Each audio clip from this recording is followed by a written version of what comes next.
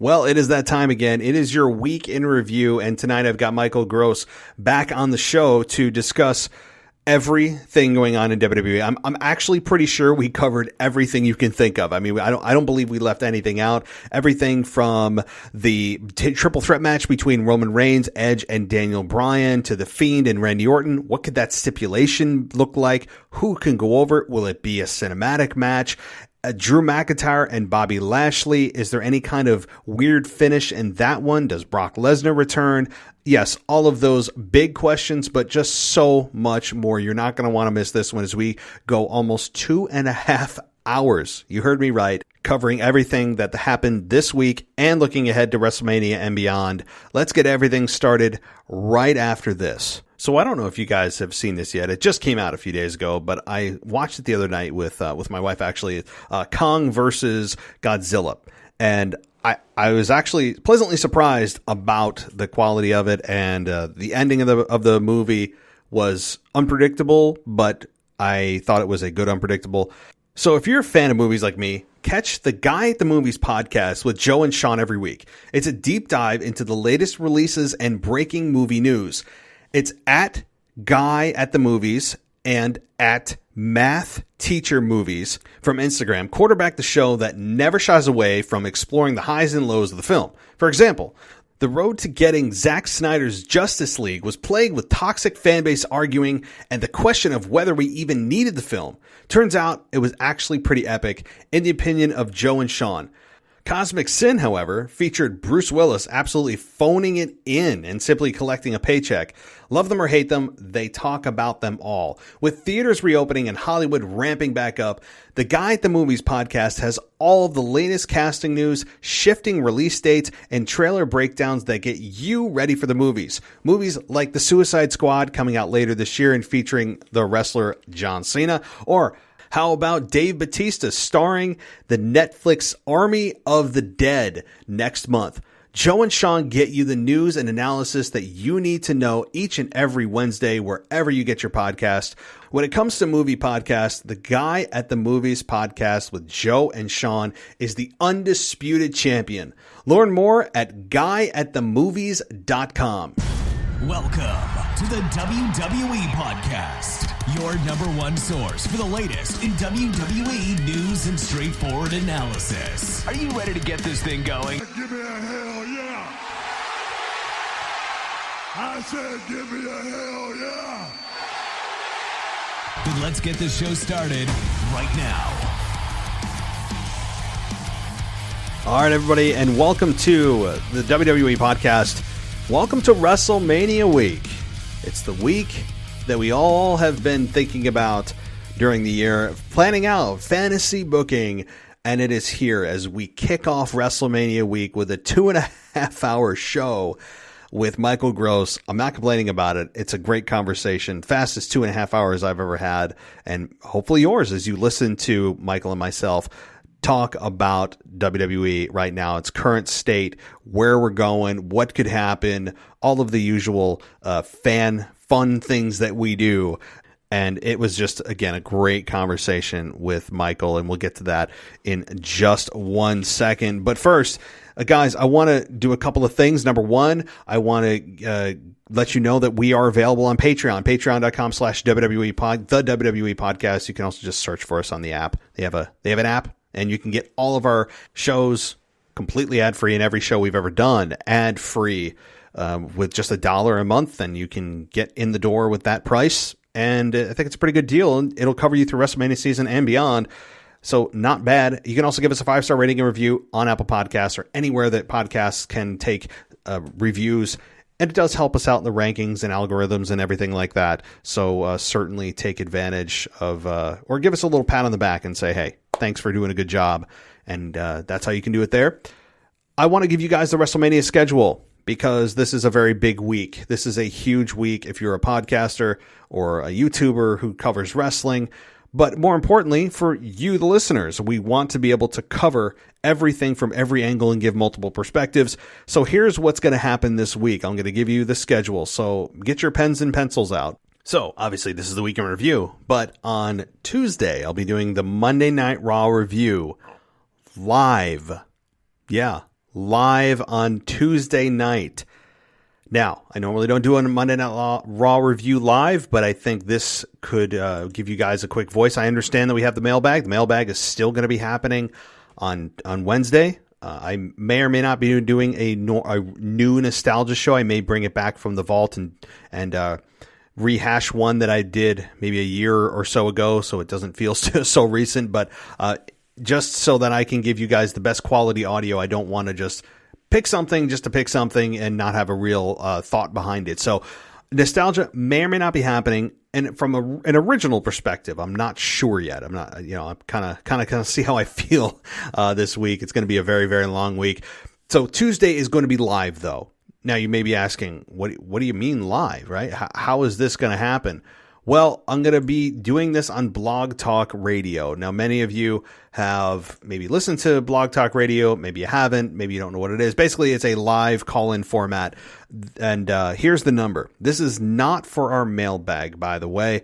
This is only for the live format we're doing for live shows this week. So don't confuse this with our mailbag number. The mailbag number is staying the same.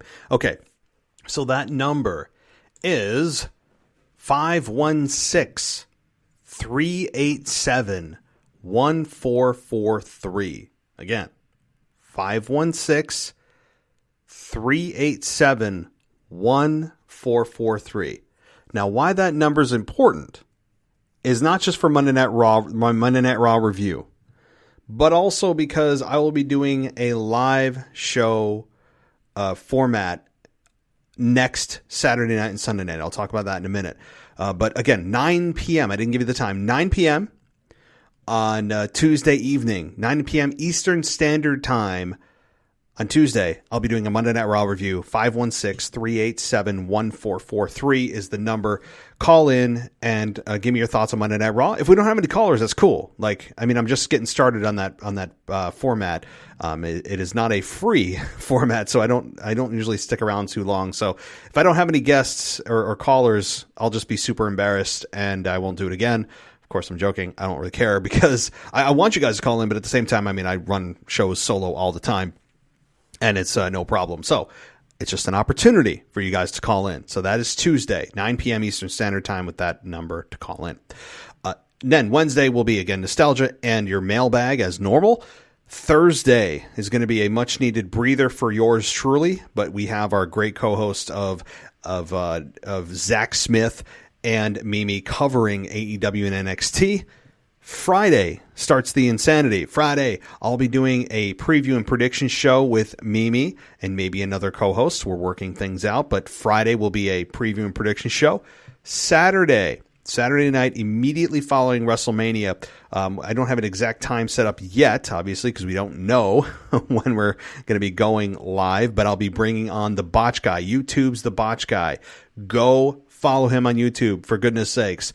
Search the Botch Guy. Hilarious, really up to date with all this stuff. Go follow the Botch Guy on YouTube and get yourself up to date. But he'll be joining me Saturday night and Sunday night for the WrestleMania reviews. 2 nights in a row, back to back.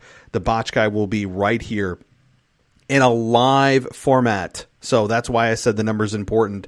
I'll be going live on Blog Talk Radio with YouTube's The Botch Guy. 516-387-1443. That's the same number I gave you. So that's not changing, as the Botch Guy will be joining us here on the WWE podcast each night of WrestleMania right after the show. Again, we don't have an exact time, but usually within a half hour of the show ending, we go live. So, of course, keep up to date with our Twitter at wrestling_audio and on Instagram at WWE_podcast, or email us at realwwepodcast@gmail.com if you have comments, questions, suggestions, whatever. All right. Well, that is the WrestleMania schedule. It's going to be a long one. It's going to be a fun one. My voice is probably going to be, non-existent by Sunday night, but we're going to have a blast. I'm looking forward to it. All right. Well, guys, it's time. Enough of this rambling and housekeeping stuff. Important housekeeping stuff. I don't want to dismiss it.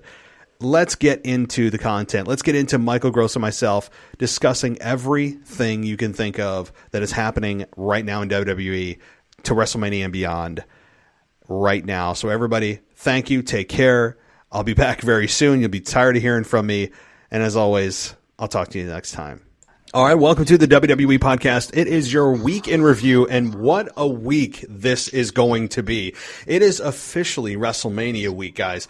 Whether you love it or whether you hate it, this is the week that we live for as wrestling fans, at least in theory. So I'm really pleased to be welcoming back the gardener, Michael Gross, to the show to discuss everything WrestleMania, Raw, SmackDown with me here, and kick off WrestleMania week right. How you doing, Michael? I'm excellent. How about yourself, sir? I'm tired, just like yourself, but we're good. we're running on adrenaline and whatever drink is in front of us, which me right now is water. And I am really excited to be talking about WrestleMania with you. While the card, you and I agree, isn't exactly the strongest, and we'll discuss that. I am excited to at least discuss the details of how we're getting to WrestleMania and the storylines individually. So I'm good, but let's talk about a couple things before we get there. And that is the passing of Blade Braxton. So let me toss that to you. What are your thoughts about this? When did you learn about it? What's going on? Well, I found out about Blade Braxton passing earlier this week. Actually, you and I text each other back and forth about it. And if a lot of listeners are not familiar with Mr. Braxton, he was part of the WrestleCrap website, which is something I fell in love with many, many years ago. I've bought a couple of their books between he and R.D. Reynolds, who runs WrestleCrap. They did the book of lists. They did the actual WrestleCrap book. It was great. It was the best of the worst. And it was so hilarious. It went beyond just, your typical negativity. It was actually incredibly funny. And I don't know all the circumstances surrounding his death, but I know that the pro wrestling world lost one heck of an analyst who was brilliant. He was funny. And he gave it his all. I never listened to his show. I know that he had his own kind of podcast thing. And I know that he and R.D. Reynolds worked on a lot of things. But as a person who loves wrestling, as you, I think it is sad. And I wish his family the best. I wish everybody who knew him the best in a recovery time. But we all lost somebody who was great, who was really funny and very entertaining, and it's to me just tremendously hurting wrestling as we know it right now. It does, and yes, this wasn't somebody that was a performer, a wrestler, but he's part of the wrestling community. We're all a part of this family of wrestling analysts or reporters, whatever you want to categorize us as. And yeah, we compete with one another, but we're all generally in that same boat of trying to make a living, trying to just give our opinions. We love wrestling. That's what we all share. And I'm with you. The wrestlingcrap.com that he started was, it was a big deal. I mean, I believe he was even at StarCast at one point. Yes. Yeah. So a big deal, sad. I really do want to wish the family and friends, my condolences, and certainly. So, but switching gears to something else, I also, per your knowledge, have gotten insight into the IWGP title. We got the Intercontinental and World title that have united, and what does that look like? It looks like a heart. It is the ugliest belt I've seen in a long time. It looks like the old Divas Championship, and a lot of people have been blowing up Twitter with it. And it's Koda Ibushi's first reign, and this is a guy that is synonymous with IWGP Wrestling. It's a lot of funny. Hold on, let me try this again. It is really funny to me that a lot of people in America know him as a guy from the Cruiserweight Classic. They don't realize that he's beyond that. He's incredibly talented. The guy is shredded, ripped, and he's getting his first championship. He's unifying two titles, and they give him one of the ugliest titles I've ever seen in my life. I've seen some ugly titles before, but dear Lord, this thing, it doesn't take the cake, but it is pretty bad. It is really high up there on the what were you thinking scale. So if you folks haven't had a chance to take a look at this belt, New Japan has really outdone itself with, oh my dear Lord, why did you do this belt? So what should if those are listening that are like, wait, what do I Google search? What would you tell them to Google search to see this championship? Just Google search IWGP Heavyweight Championship. It's the brand new championship, and it should come up with a picture of Kota Ibushi. And you're just going to look at it and say, what were they thinking? Like, why? Oh, why? See it. Yeah. Why? Yes, isn't it? Oh my God, guys! Please it's half see a this. belt. It's half of a belt. It's funny because I like the AEW championship, just a ginormous belt with huge side plates, and there's no continuity to the belt. It's hard to look at. You almost look at it like, did half the belt break? Like you're on your way out the door, half it broke, but hey, we'll just show you this half. That's what it kind of looks like to me. So it is pretty ugly. So I just want to also mourn the loss of the old IWGP Championship. You need a moment of silence. Yes. Yes, absolutely. Wow. This is the first time while I'm talking to you that I'm seeing this, because I wanted to Google it as everyone else can while they're at their computers or wherever they may be able to see this. Holy, this is bad. Yeah. This is bad. It does look like the old Divas Championship.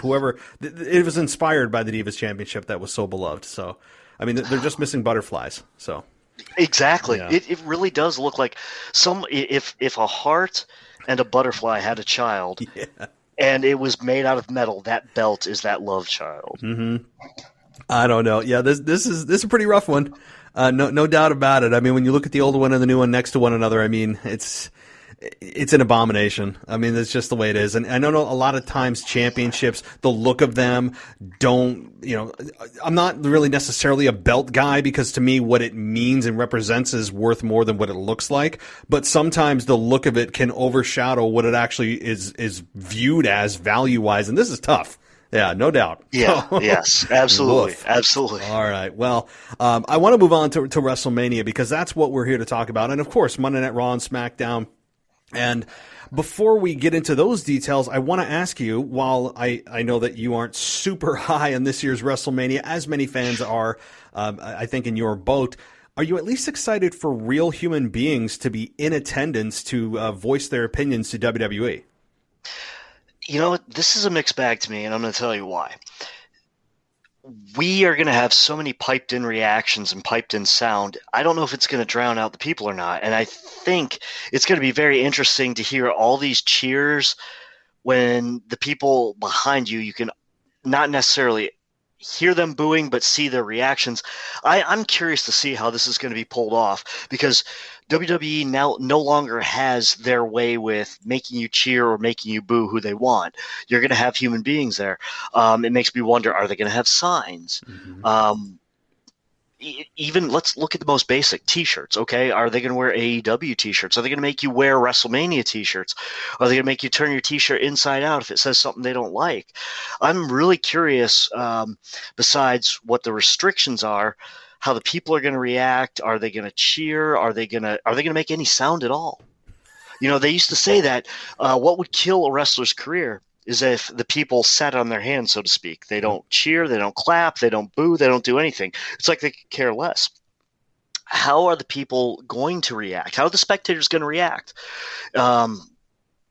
It's not necessarily knowing if you're going to react as much as, are they going to care to react? Are they used to having the reaction spoon-fed to them?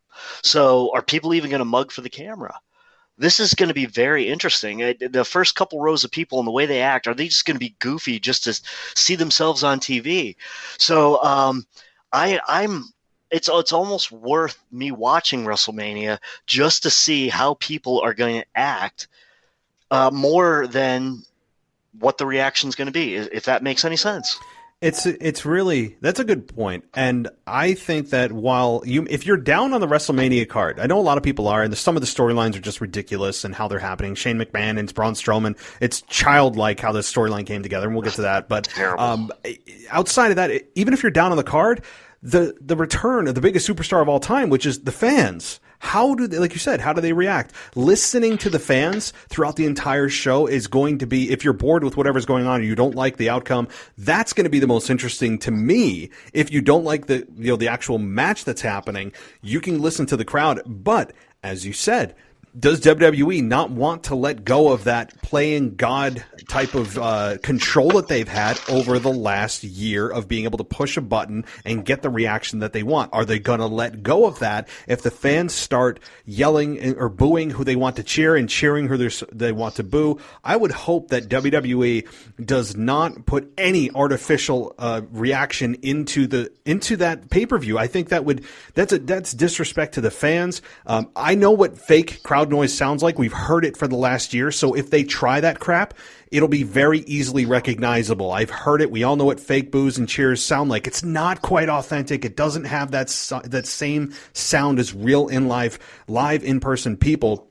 So I'm going to be listening for that little kind of, oh, well, I hear boos, but are they trying to drown it out with their cheers? I mean, I have a keen ear for that, and I think a lot of fans that you do, and probably the fans that listen to this show have that keen sense of, oh, wait a minute, something's not right here.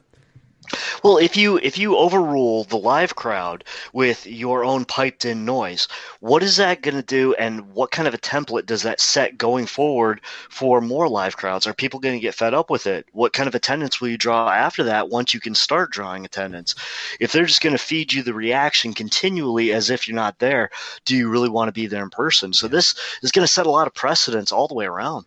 It's not sold out either. And I know the ticket prices are through the roof. And this isn't secondhand prices. This is like through Ticketmaster.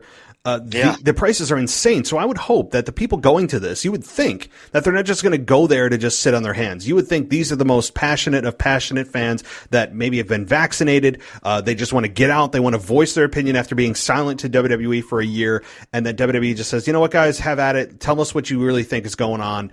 And, we'll let it come through. And I hope that's the case. I hope that the energy is through the roof. Yes, it's only a third capacity of the building, so the noise won't be as loud as it could be, which it does hurt a little. But at the same time, 25,000 people can make a lot of noise. There's no question. And I'd hope the people spending this amount of money to go to WrestleMania, which, by the way, each ticket you buy is for a separate night. It's not for both nights. And the rates are through the roof. You got to get airfare most likely. You have to get hotels. Like, people are going to be spending thousands of dollars, even not for ringside seats, just for, your run of the mill if you want both nights, mid-level seats. So I would think you're not going to go there to just sit on your hands. So I'm hopeful. Though, anybody listening, if you're going, please voice your opinion to WWE. So, all right. I want to get into, of course, something else that's going on. And probably the biggest news of the week is the dissolution of the Hurt Business. And I'll stop there and go ahead. It's like you read my mind, because that's what really honestly, this is really where I wanted to start. First of all, you and I always talk about organic situations and what comes natural and momentum, and that the dreaded word we always talk about, momentum. I know. And, the thing is, the Hurt Business is the most organic thing that they've created over the past year.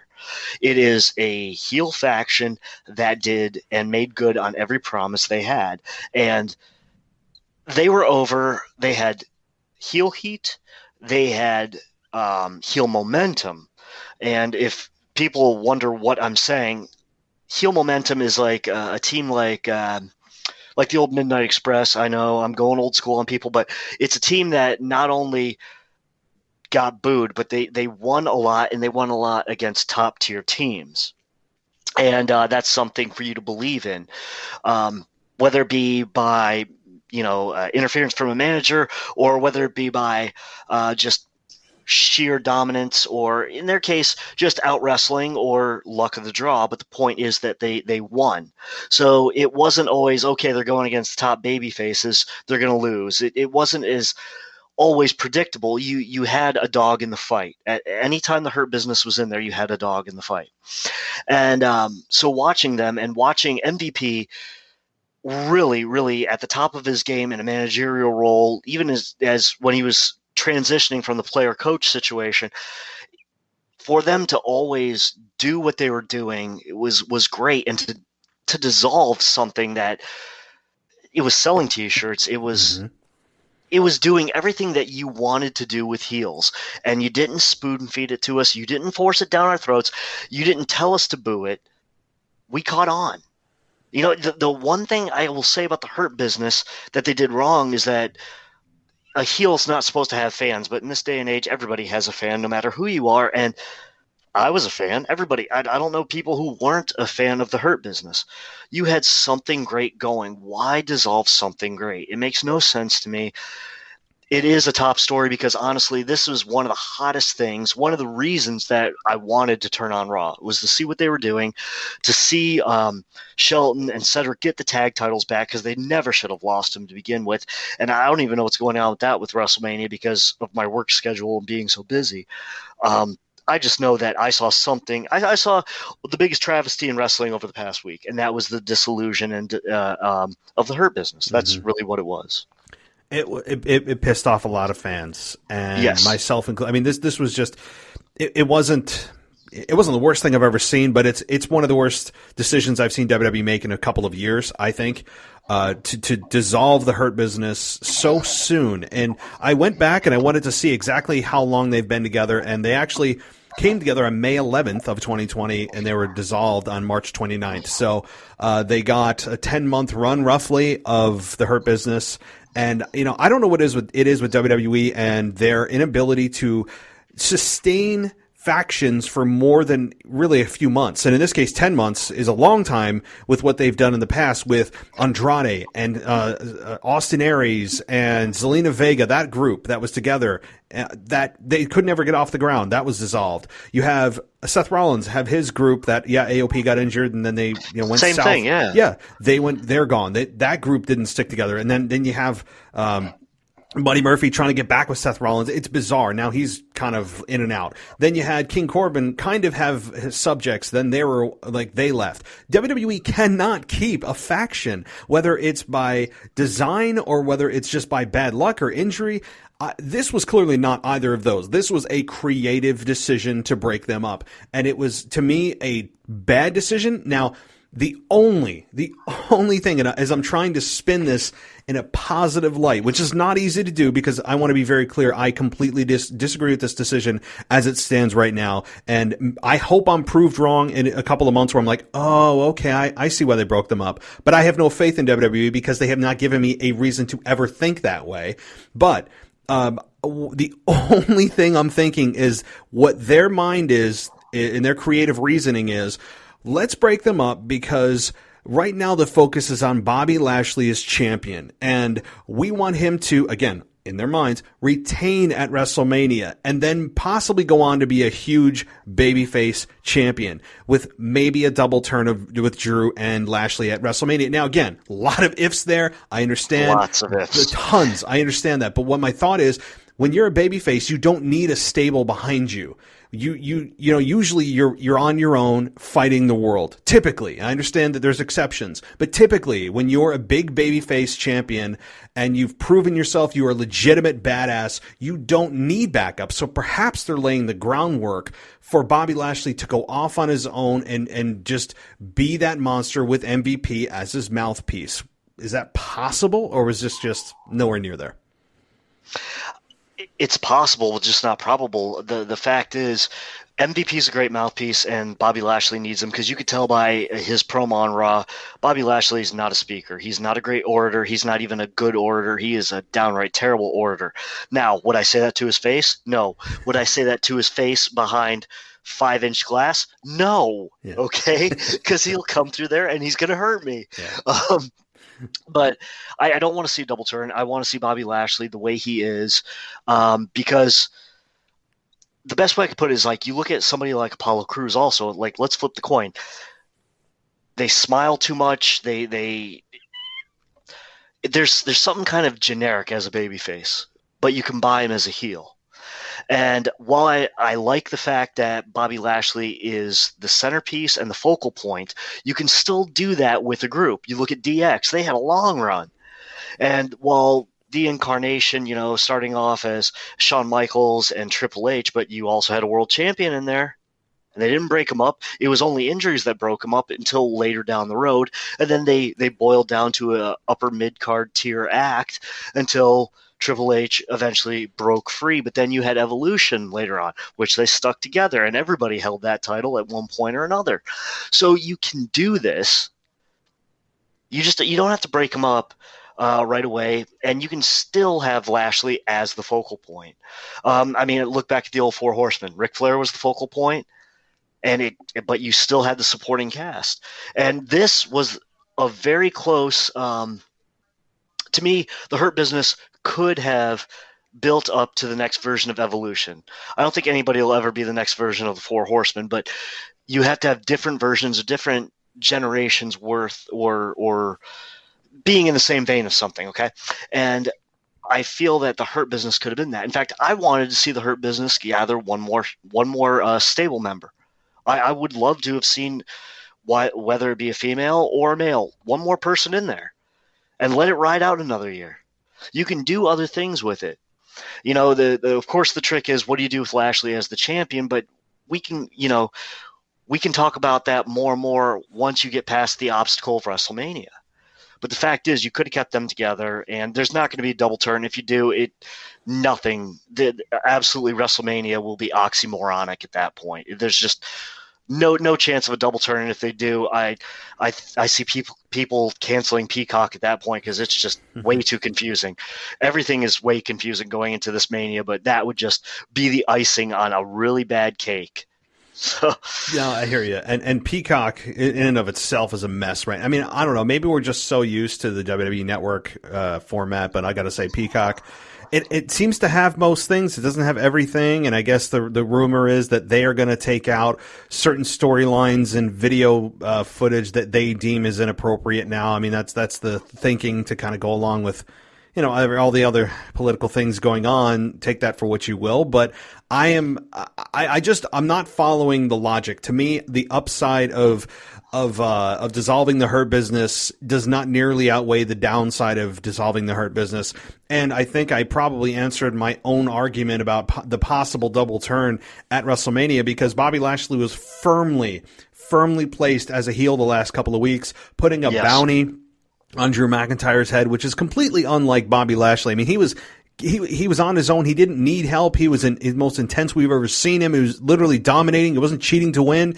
And then he suddenly needs help. He needs to put a bounty on people's heads. So that, to me, that signifies that you are establishing this person as a heel. And you inexplicably, by the way, this past week have Baron Corbin from SmackDown, which was never explained, coming to Monday Night Raw. This wasn't the quarterly invitational. This wasn't the wild card rule. This was just, well, it's WrestleMania season. No one cares. And we don't have another heel to work with. I mean, that's the only reason. That is the reason why, which WWE can never stick with their own rules with a brand split. That's another rant for another day. But this was just a bad call. I don't see the big upside on this. So.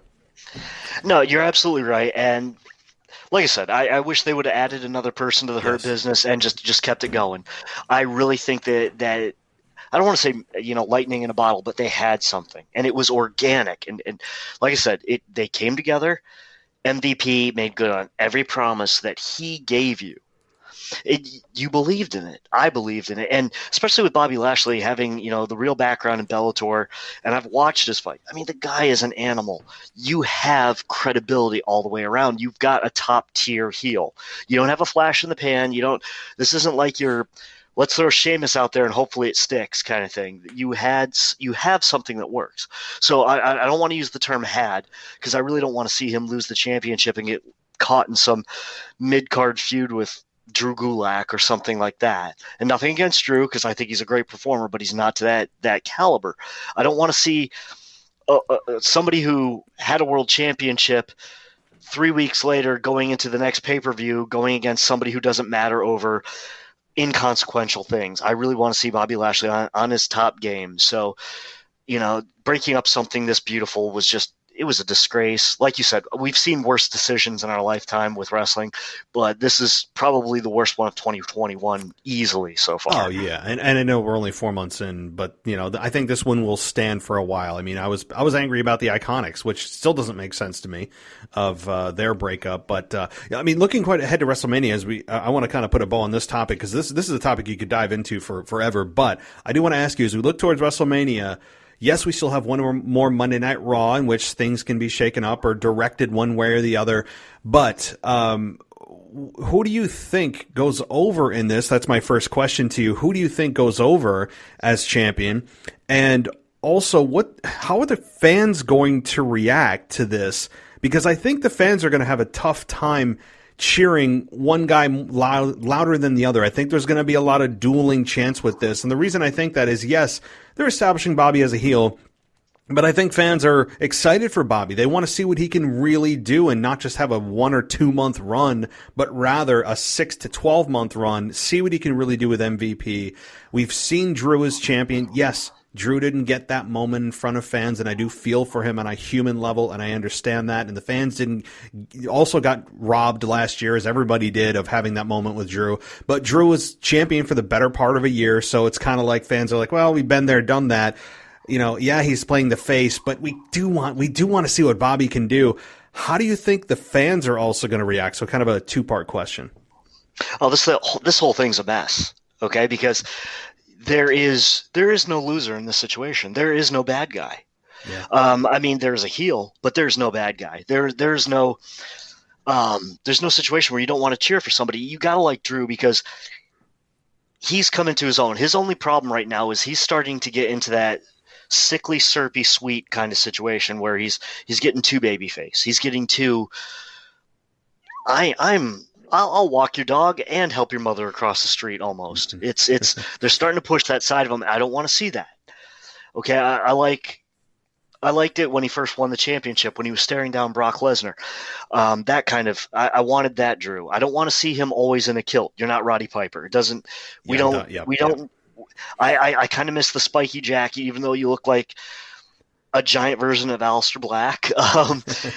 That's the Drew that we like. That was the guy that came back that they envisioned as a champion. So, I want to see the Scottish psychopath again, not the sexy Scotsman. While it's kind of funny once in a while, I don't need to see this character evolve too much in 1 year. It hurts him, okay? With that being said, though, he's still great. And where he was over this past year, I do not see him winning this championship. One, it's Bobby's time. Two, for him to hold the title 3 times in a year's time, not the same calendar year, but 3 times in a year, especially that whole mess with Randy Orton that we both agree made no sense, that whole hot potato thing, it makes him look like a champion who just can't hold, he's a drinker who can't hold his whiskey. Yeah. It doesn't make sense. And we don't need that. For him, if he doesn't win this, he needs to bulldoze over a couple people, maybe go to SmackDown and work that returning program with Roman Reigns. That's where the money's going to be for Drew McIntyre going down the road. Okay. It's going to be he and Reigns, which that's your spoiler for our prediction for that one going down the road too. But, so Lashley, I really feel is going to retain. Of course it could be in the most crooked of crooked manners. It could be from, Brock Lesnar? Any kind. Would you say Brock? Yeah. That is where I was going to go with this, okay? Mm-hmm. So who is Brock Lesnar's best friend? Paul Heyman. You're close. That's his second best friend. The guy he shared a room with all through Shelton. Ohio Valley. Exactly.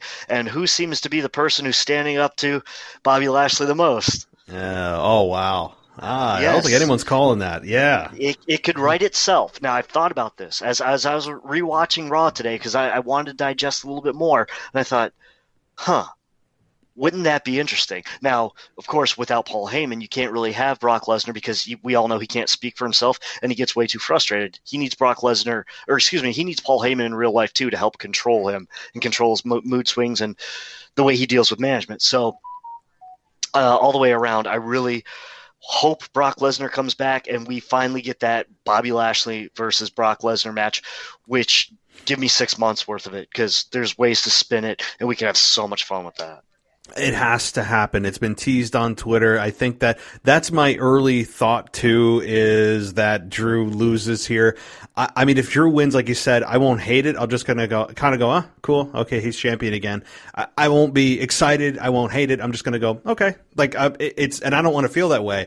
I think I'd be more excited if Bobby retained and it's because of Brock Lesnar F5ing Drew McIntyre and leaving him in the middle of the ring. And if Bobby wins that way, he wins that way. I understand that people want to see him go over clean, and I think he's capable from a character perspective of going over clean. But I think that if you're going to make a Bobby Lashley and Brock Lesnar program, that has to happen. Yes, he's going to help Bobby retain, but it's in revenge for what Drew did to him last year. And you could do a triple threat with these three. I mean, that is, a triple threat would be SummerSlam or next year's WrestleMania. But it would have to be, yes. Yeah, but that's a whole lot of big boys in a ring. Oof. Wow. Yeah, so that's wow. a Haas match. That's a Haas match and a half right there. Oh my God! Like legitimate badass guys, not people playing wrestlers. Guys that I would not want to be at a dark alley with. I mean, they aren't just playing anything; they are real. So yeah, absolutely, 100% agree. But that is what I thought of, and I couldn't wait to talk to you about that because. With Shelton Benjamin being Lesnar's best friend in real life, and a lot of people don't know this, but Shelton Benjamin getting signed was a key because Brock Lesnar, basically when he was brought into Ohio Valley Wrestling many, many years ago, he said, as long as you bring in this guy, Shelton Benjamin, and you keep us together in some form, then I'll sign with you. A lot of people don't know that. So this could be the conduit, but also it's also wishful thinking. Let's be also honest here, okay?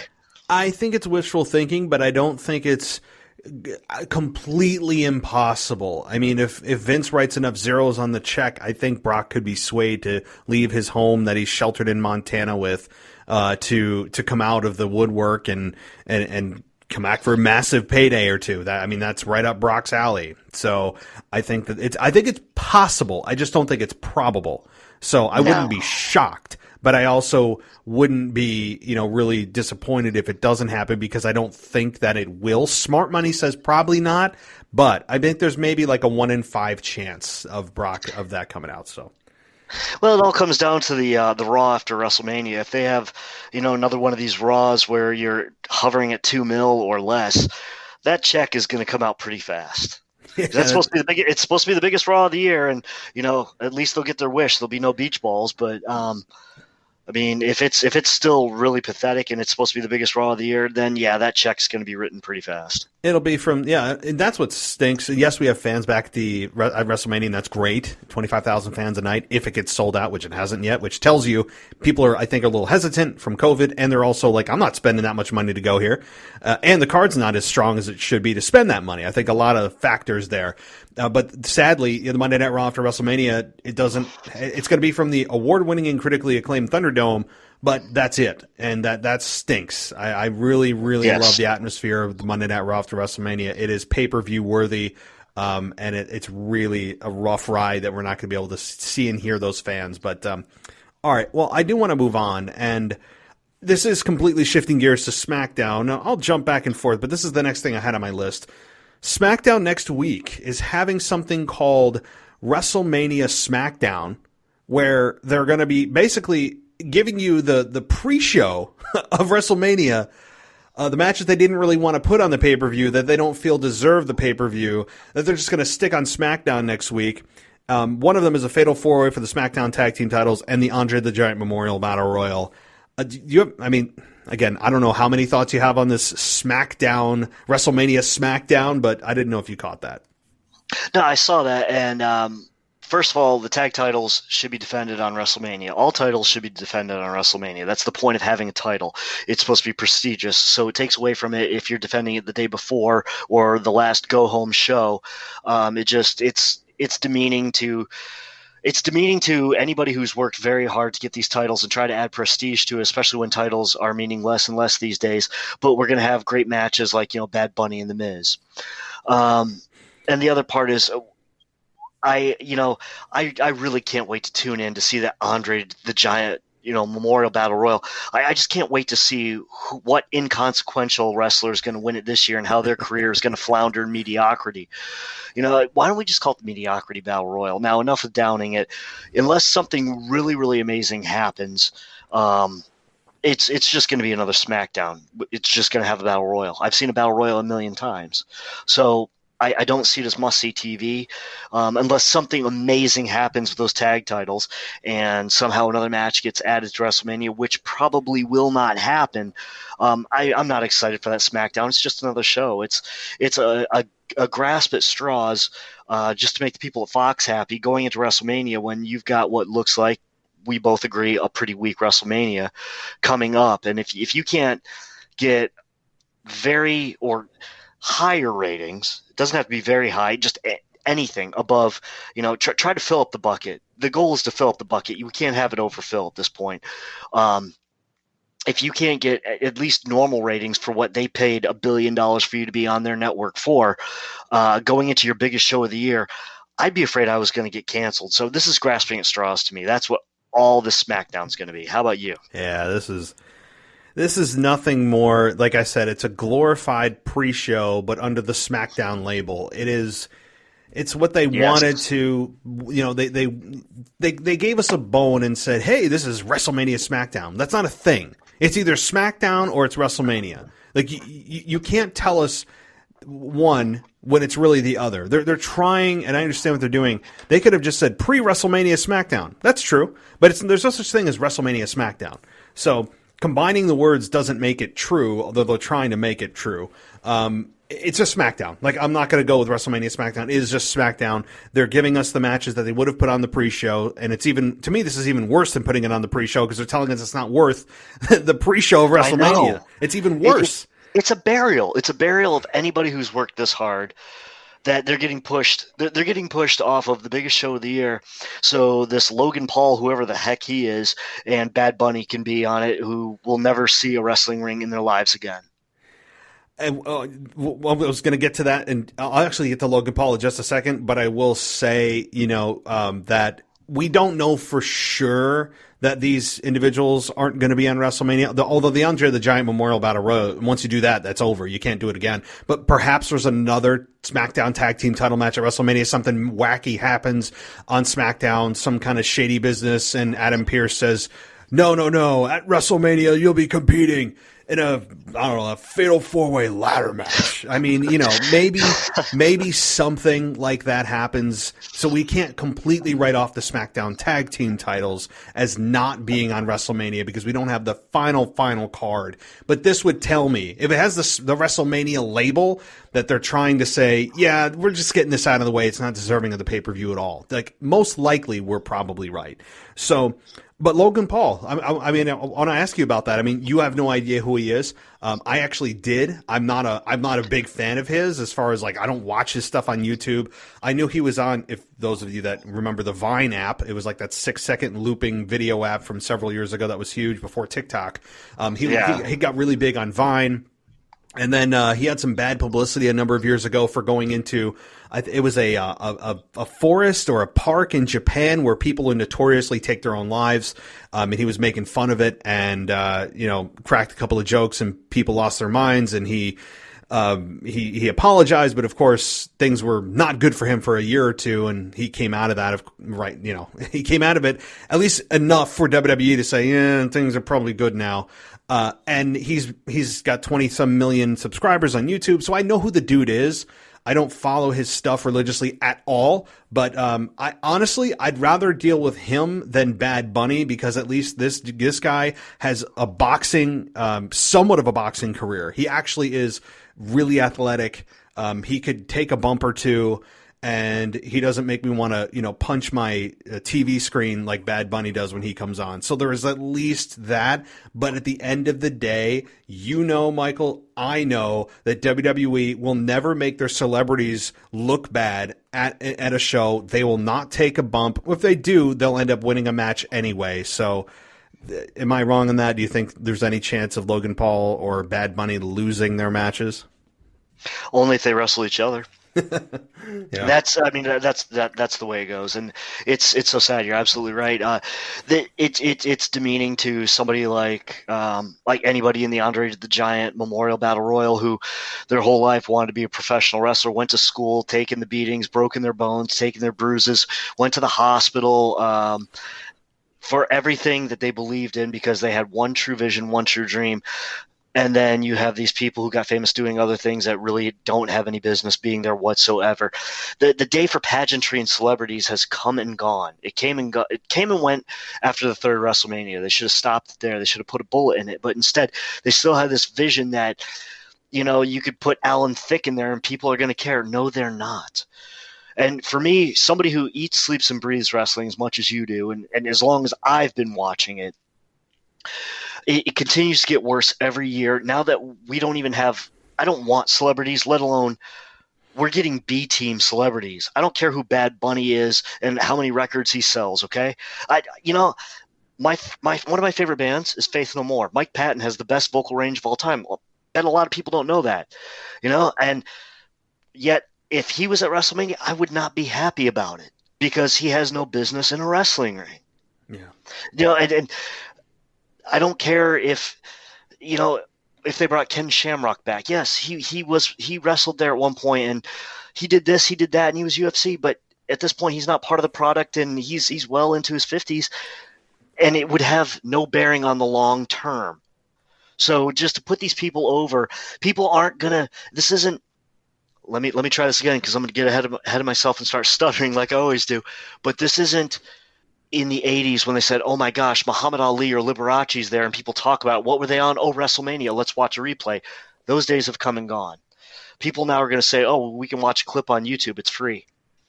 And that's if they really want to. And how much of a fan are you of that particular celebrity that you're really going to watch this if you're not a fan of wrestling? You are not. So it's doing nothing but just driving the hardcore fan away instead of attracting the casual fan. I think, and I'm trying to come up with a time in which a celebrity coming in for WrestleMania actually worked in any kind of way. I can only come up with a couple. Number one, Tyson. Tyson yes. was probably the best of all time in terms of getting eyeballs on the product, that crossover from the boxing world, which was actually still pretty alive back in the late 90s because Tyson was Mike effing Tyson, coming to WrestleMania, which was, the Attitude Era, Vince going for broke on bringing in Tyson. That's when Eric Bischoff on his podcast has said, when he heard that Vince brought in Tyson, he knew that that was it. Like he knew in that moment that when WWE brought in Tyson, he goes, we're done.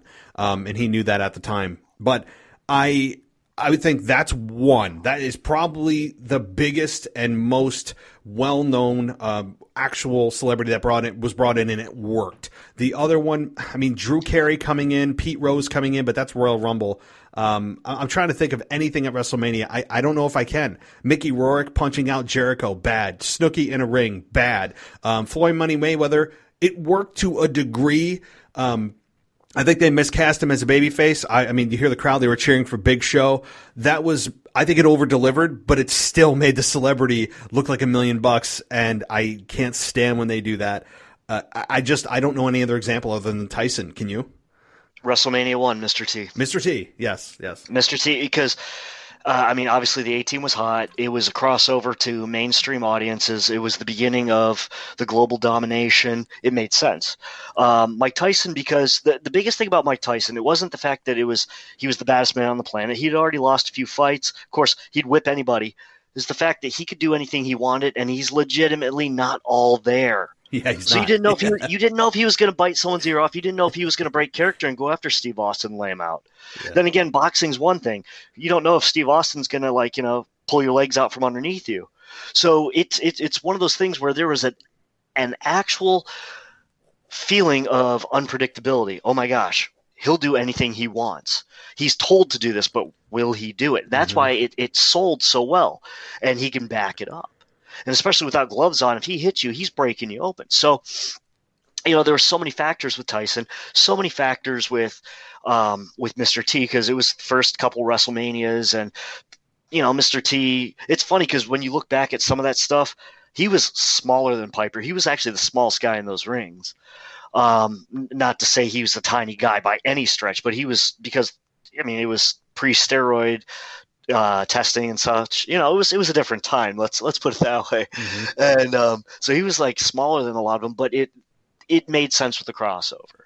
And of course, they had Hulk Hogan on the A-Team episodes and things like that. So that made sense. But Mayweather did nothing for me. That was just when I knew when to take my bathroom break. Akibono did nothing for me. That was just the terminology I want to use for the sake of our listeners and to keep this safe for work. I will not use, but it was just terrible. So Bad Bunny's not going to do anything, and this Logan Paul, he's not going to do anything for it either. and I understand from a business perspective, I get what they're doing. I understand the train of thought of bringing in other celebrities or other mainstream YouTubers, which is really how most people, at least in the social media world, gain their fame, and especially with the younger audience. There's a lot of people now that grow up and they're like, I want to be a YouTube star. I mean, instead of like, hey, I want to be an engineer, I want to be a firefighter, I want to be whatever. People like Gen Z is like, hey, I want to be a YouTube star. Like, I want to be YouTube famous. That is, I mean, that's today's world. At the same time, you can make a lot of money if you are successful on YouTube, but it's a fraction of a % of people who do. But that's the thinking. That's the drive for a lot of the Gen Z, which I'm a millennial. I'm not a Gen Z. So I don't know if that's good or bad. But anyway, I know we've kind of strayed here a little bit. I mean, the celebrity bringing into WrestleMania it's a conversation that we could dive into more. But I want to bring it back to a little bit from, let's see, where do I go here? Oh, the women's tag team titles from SmackDown. I know this is also kind of another mess, and it seems as if they're going the way of a multi-woman match at WrestleMania. I don't see anything on the card yet. I mean, it looks like that's probably going to be the case where it's like I don't know. Basically, if you're a tag team in the women's division, you get an opportunity at the championship at WrestleMania. That's probably what this is going to be. It ultimately ended in Natalya and Tamina, who got a new look, and I like it. Natalya and Tamina, who have been dominant the last several weeks, stood tall again this past week after the run-in after run-in after run-in. And I believe the original match was Natalya facing, or I'm sorry, it was Natalya or Tamina versus Shayna Baszler. I don't know which one. I thought it was Natalya. Natalya, yeah. Versus Shayna Baszler, which Natalya ended. Oh yeah, it was because they did the reversal into the reversal into the reversal into the reversal. Exactly, yeah. And Natalya ended up getting the pin, and then everything broke down. What's your thoughts on the women's tag team title situation? Well, that whole scramble on SmackDown was a mess. That was just a mess. I mean, okay, you have like 12 women's tag teams, but not a one man's tag team or men's tag team that's going to stick together. I can't figure that one out. Of course, you're going to break them up anyway, no matter who they are and what tag team. But if Natalya and Tamina get the rub, I would like that. I don't know if Tamina's ever held a title. She definitely has the talent, and she has the strength. She's a brick of a female. I don't mean that in a demeaning way. I mean, if you're going to believe that someone's going to hurt Shayna Baszler, Tamina's that's your person right there. She looks strong. She is strong. And Shayna Baszler, I mean, I don't know a whole lot of guys that really want to mess with her, let alone a whole lot of females. And of course, Nia Jax is, Samoan lineage. So you need a great tactician in Natalya, Tamina as the brawler. I've got something I can buy in as far as going against Shayna and Nia Jax. I do kind of see the titles switching hands here because I feel that they're going to turn Jax and Baszler on each other because they don't know what else to do with them. Yeah. And especially with Ria Ripley being on the main roster now, Baszler has been pushed a little bit further down the top tier. Even though I think she's still top tier, she's been pushed down a little bit. As far as Nia Jax being floating around the top, I think her days at the top, she's upper mid-card at best. So the two of them are going to have to go face-to-face and then eventually elevate Baszler. So I really see the title switching hands. And honestly, I'd say that's good for Tamina because I've always saw her as somebody who's underappreciated, and I just think, especially with everything with her dad for the last couple of years, her life was kind of a mess. Yeah. And she was just always in the wrong place, the wrong time, and always stuck in the wrong mini factions. So why not give her a shot? Because I think she has the goods, and with the right promotion, it can go. It could be a nice little run, and let's see where it goes. I mean, why not? As far as the other teams in it, I mean, Dana Brooke, who I'm a big fan of. Once again, she's being pushed down further. Mandy Rose, they don't seem to know what to do with. I'm a huge fan of the Riot Squad, you know that, and I'm hoping that the Riot Squad get that underdog build. That it might have taken 2 years, but when we get that payoff, it's going to be a real organic payoff, and I really hope so. Aside from that, I mean, I don't know why Naomi and Lana are still employed. And I don't mean that in a mean way. No, Naomi has never done anything for me. If you want to talk about a wrestler who wrestles scripted, she is 100% scripted in that ring. You can always tell everything she does. You can almost see her mouth counting her steps before she does a move. As far as Lana goes, Lana is meant to be on the outside, not in the inside. That's not me being demeaning. It's just the fact that she's not a good wrestler. She should never have been in the ring. She is more a mouthpiece, which now that she's lost the accent well over a year now, there's more to do with her that way. I think she would be better replacing Charlie Caruso as a backstage interviewer than she is an on-screen performer. Look, I think that if I'm at WrestleMania and I'm trying to test the crowd or get a sense of who they're probably going to support during that match, I think the Riot Squad is far and away who they would support. I think the Riot Squad are out of all those teams that you mentioned, because it's probably going to be a all hands on deck, every tag team gets a shot here. I think that the Riot Squad is going to be overwhelmingly the favorites of the in-person crowd. So I'm excited to hear them actually get the support that they deserve, and that they don't even get a voice on SmackDown. I mean, they're barely on SmackDown as it is, and then when they are there, they don't get a voice to elevate themselves, to give them a chance to connect with the fans, give them a chance to explain who and what they are. And even when you do, in the rare instance, hear a promo, it's those promos that are pre-taped, those like 15 seconds pre-taped promos after they've made their entrance and then they play it. Like that doesn't count to me. Those are the most scripted, awful, just do a promo to meet a quota type of promos that you can possibly do. I think the Riot Squad is far and away going to be, I think, the favorites, and should be the favorites, and I'm excited to hear them get some support at WrestleMania. But to your point, too, about the women's division, I want to first touch on the SmackDown Women's Championship, and then I'll move to the Raw with Ria Ripley and Asuka.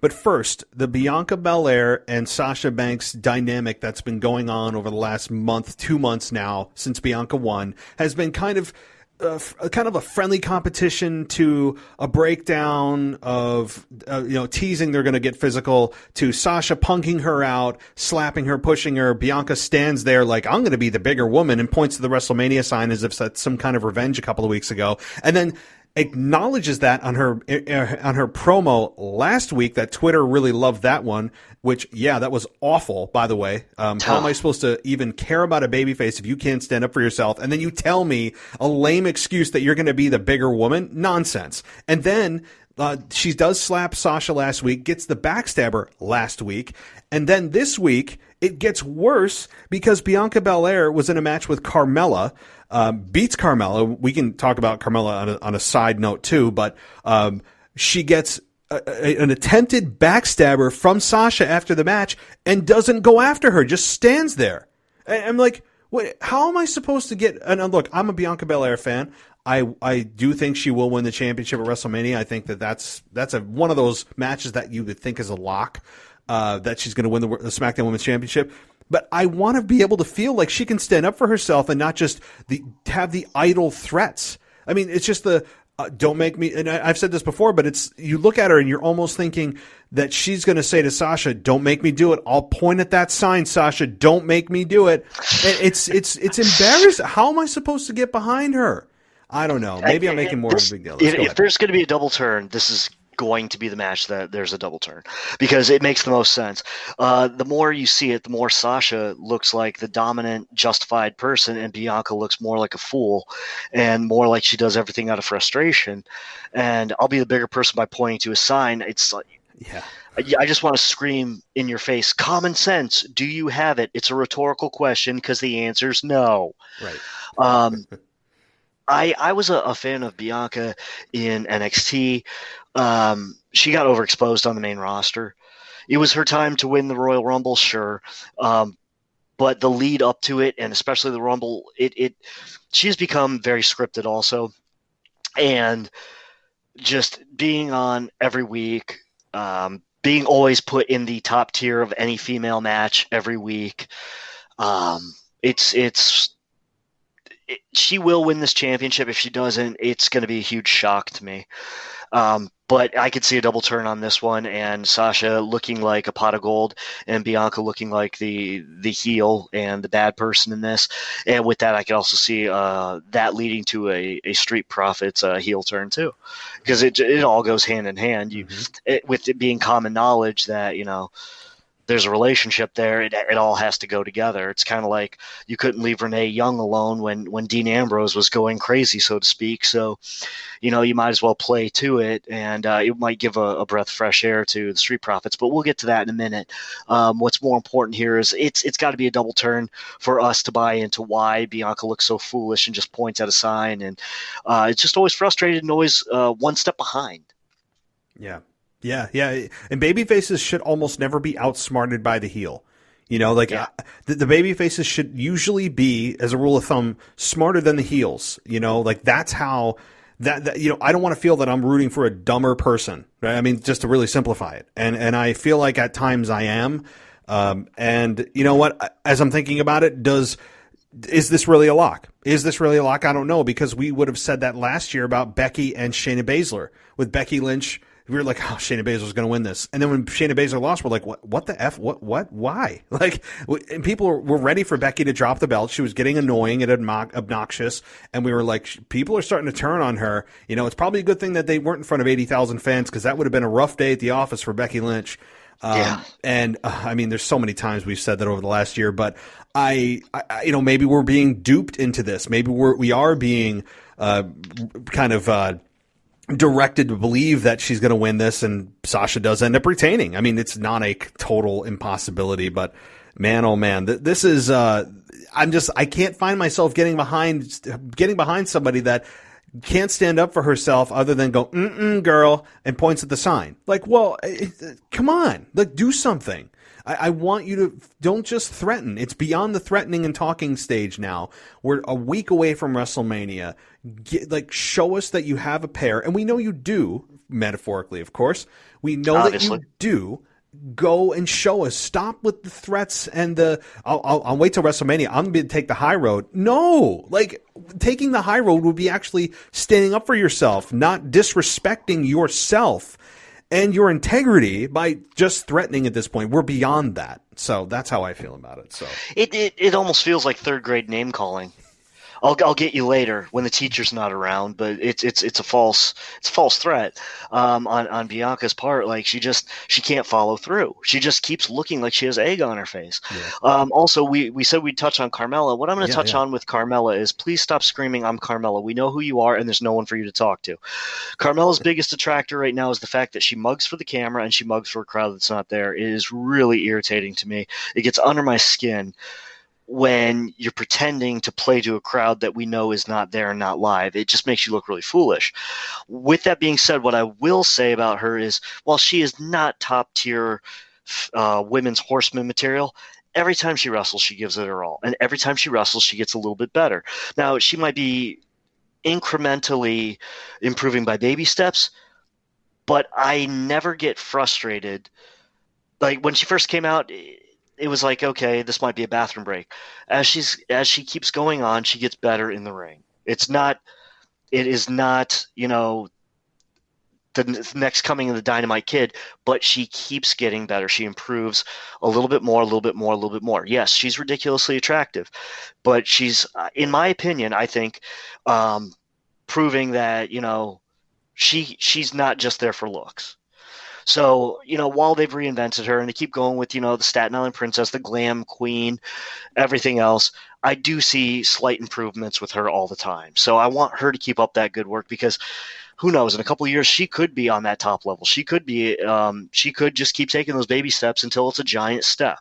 So good for her. That's what I have to say about Carmella. Yeah, no, I am a Carmella fan, and I was excited when they did those teasers of this blonde woman coming back, and people were speculating, who is this? What's going on?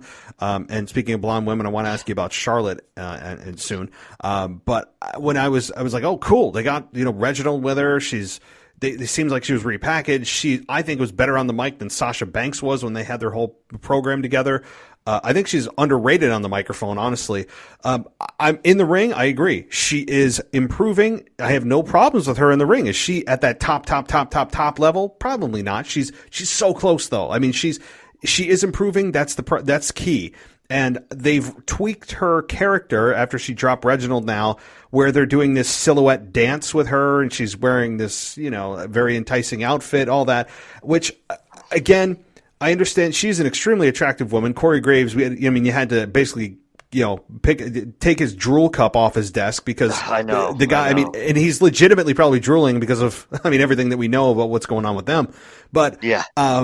I feel like maybe she is relying a little bit too much on her sexuality in her character because she's extremely attractive. 95% of the women in WWE are very attractive. That they're you could put them in a fitness and wellness magazine and they would fit right in perfectly. But I'm not a 15-year-old boy anymore, and I don't think that's their core audience anymore either, where it's the attitude era and they're sexualizing all the women. Now, I'm not saying they're going to have, Playboy pillow fights with her at WrestleMania or whatever, or, lingerie pillow fights, whatever. What I'm saying is perhaps they tone down the sexuality a little bit and get to the core of why somebody should like or dislike her.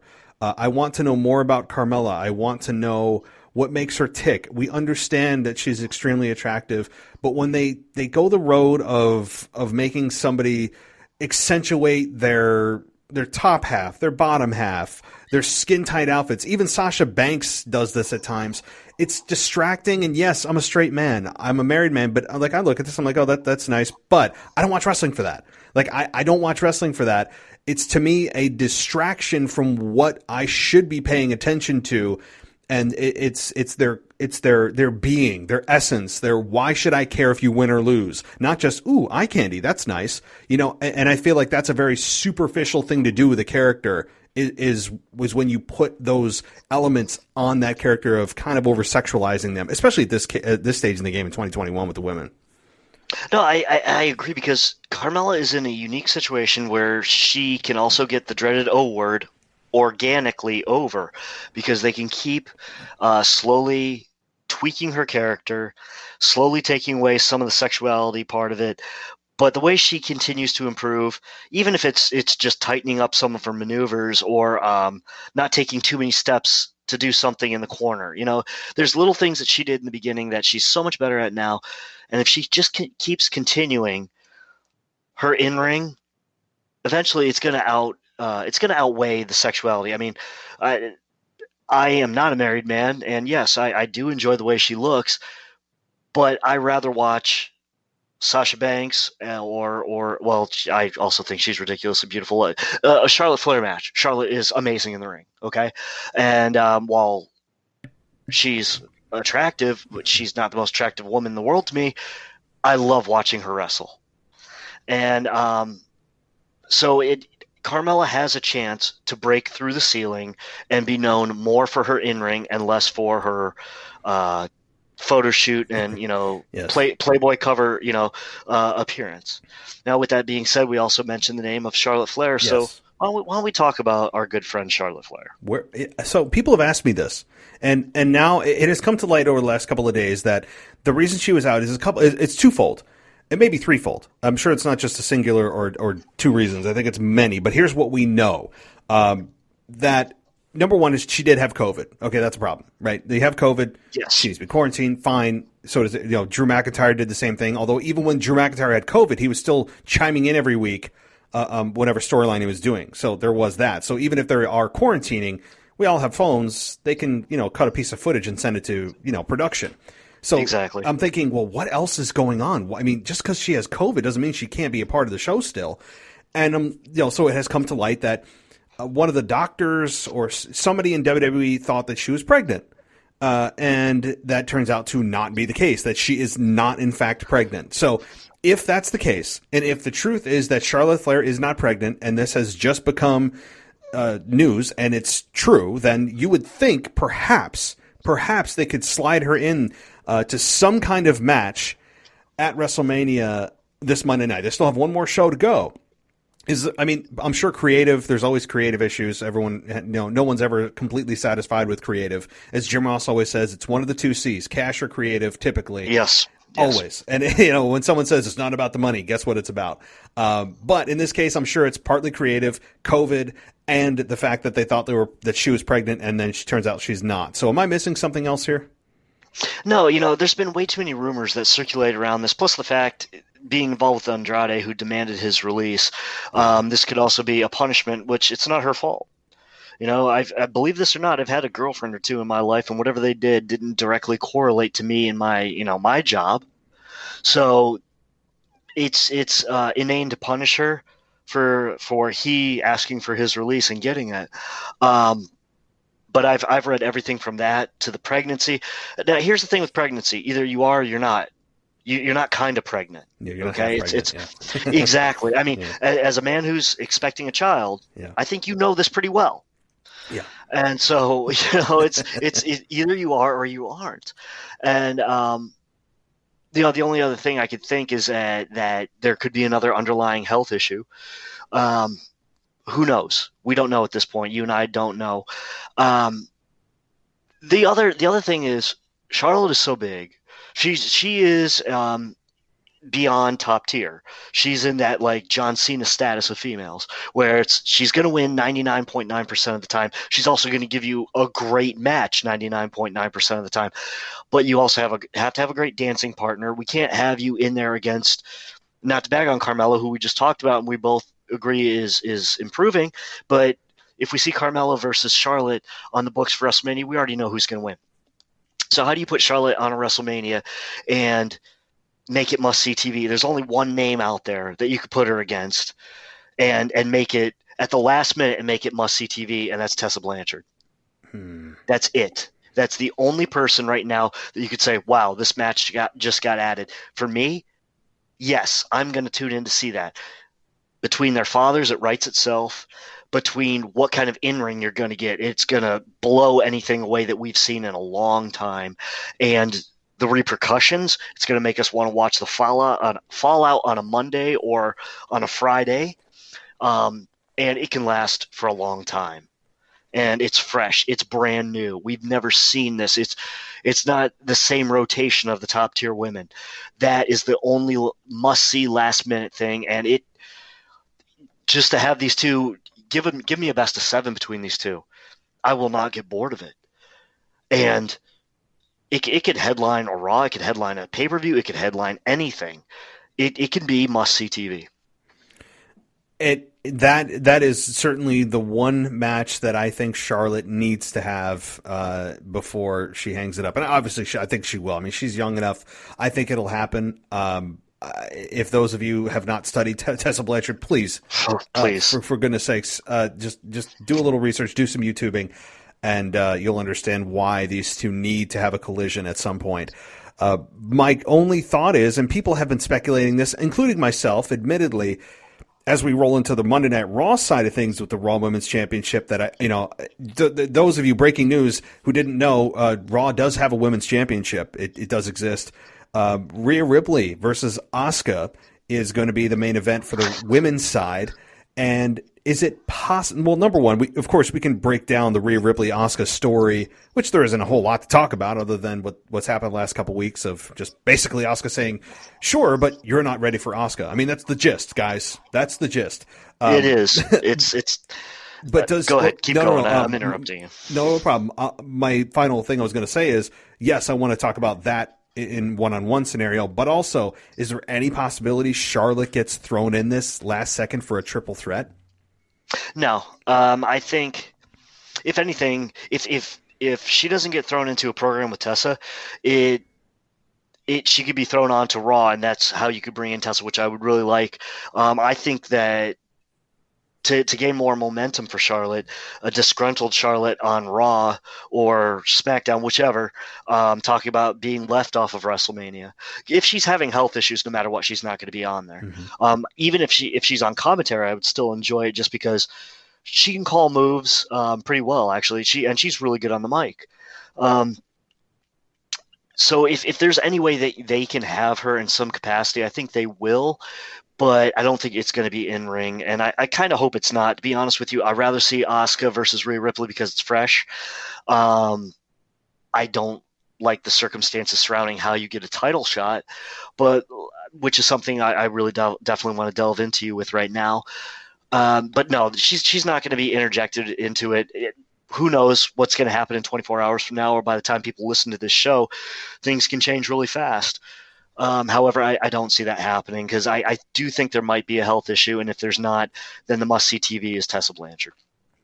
Definitely. Well, I guess I'll toss it back to you again, though. I know it's kind of quick, but I'm curious, what do you think about Asuka? Again, assuming Charlotte is a non-factor at WrestleMania, which again it's a blow to the women's division, but I'm sure some women are like, hey, fine, good. I mean, I'm sure some women are actually excited that it's not all about Charlotte Flair this year and that they get to maybe have a spot or an opportunity. So there is that. Like, selfishly, I mean, you kind of have to be selfish in that business, and people say that all the time. So assuming Charlotte is not a factor at WrestleMania, she just doesn't exist. Ria Ripley versus Asuka. Are you excited for this? How do you feel about the story they're telling about how it even came about? Well, the story's weak sauce. It's not very good. That's the best way I could put it. It's like taking one little piece of beef, putting it in water, and calling it au jus. I'm not going to put my prime rib in there. Sorry, guys. I had to have one at least in the show. I was going to say your quota's met. Yeah.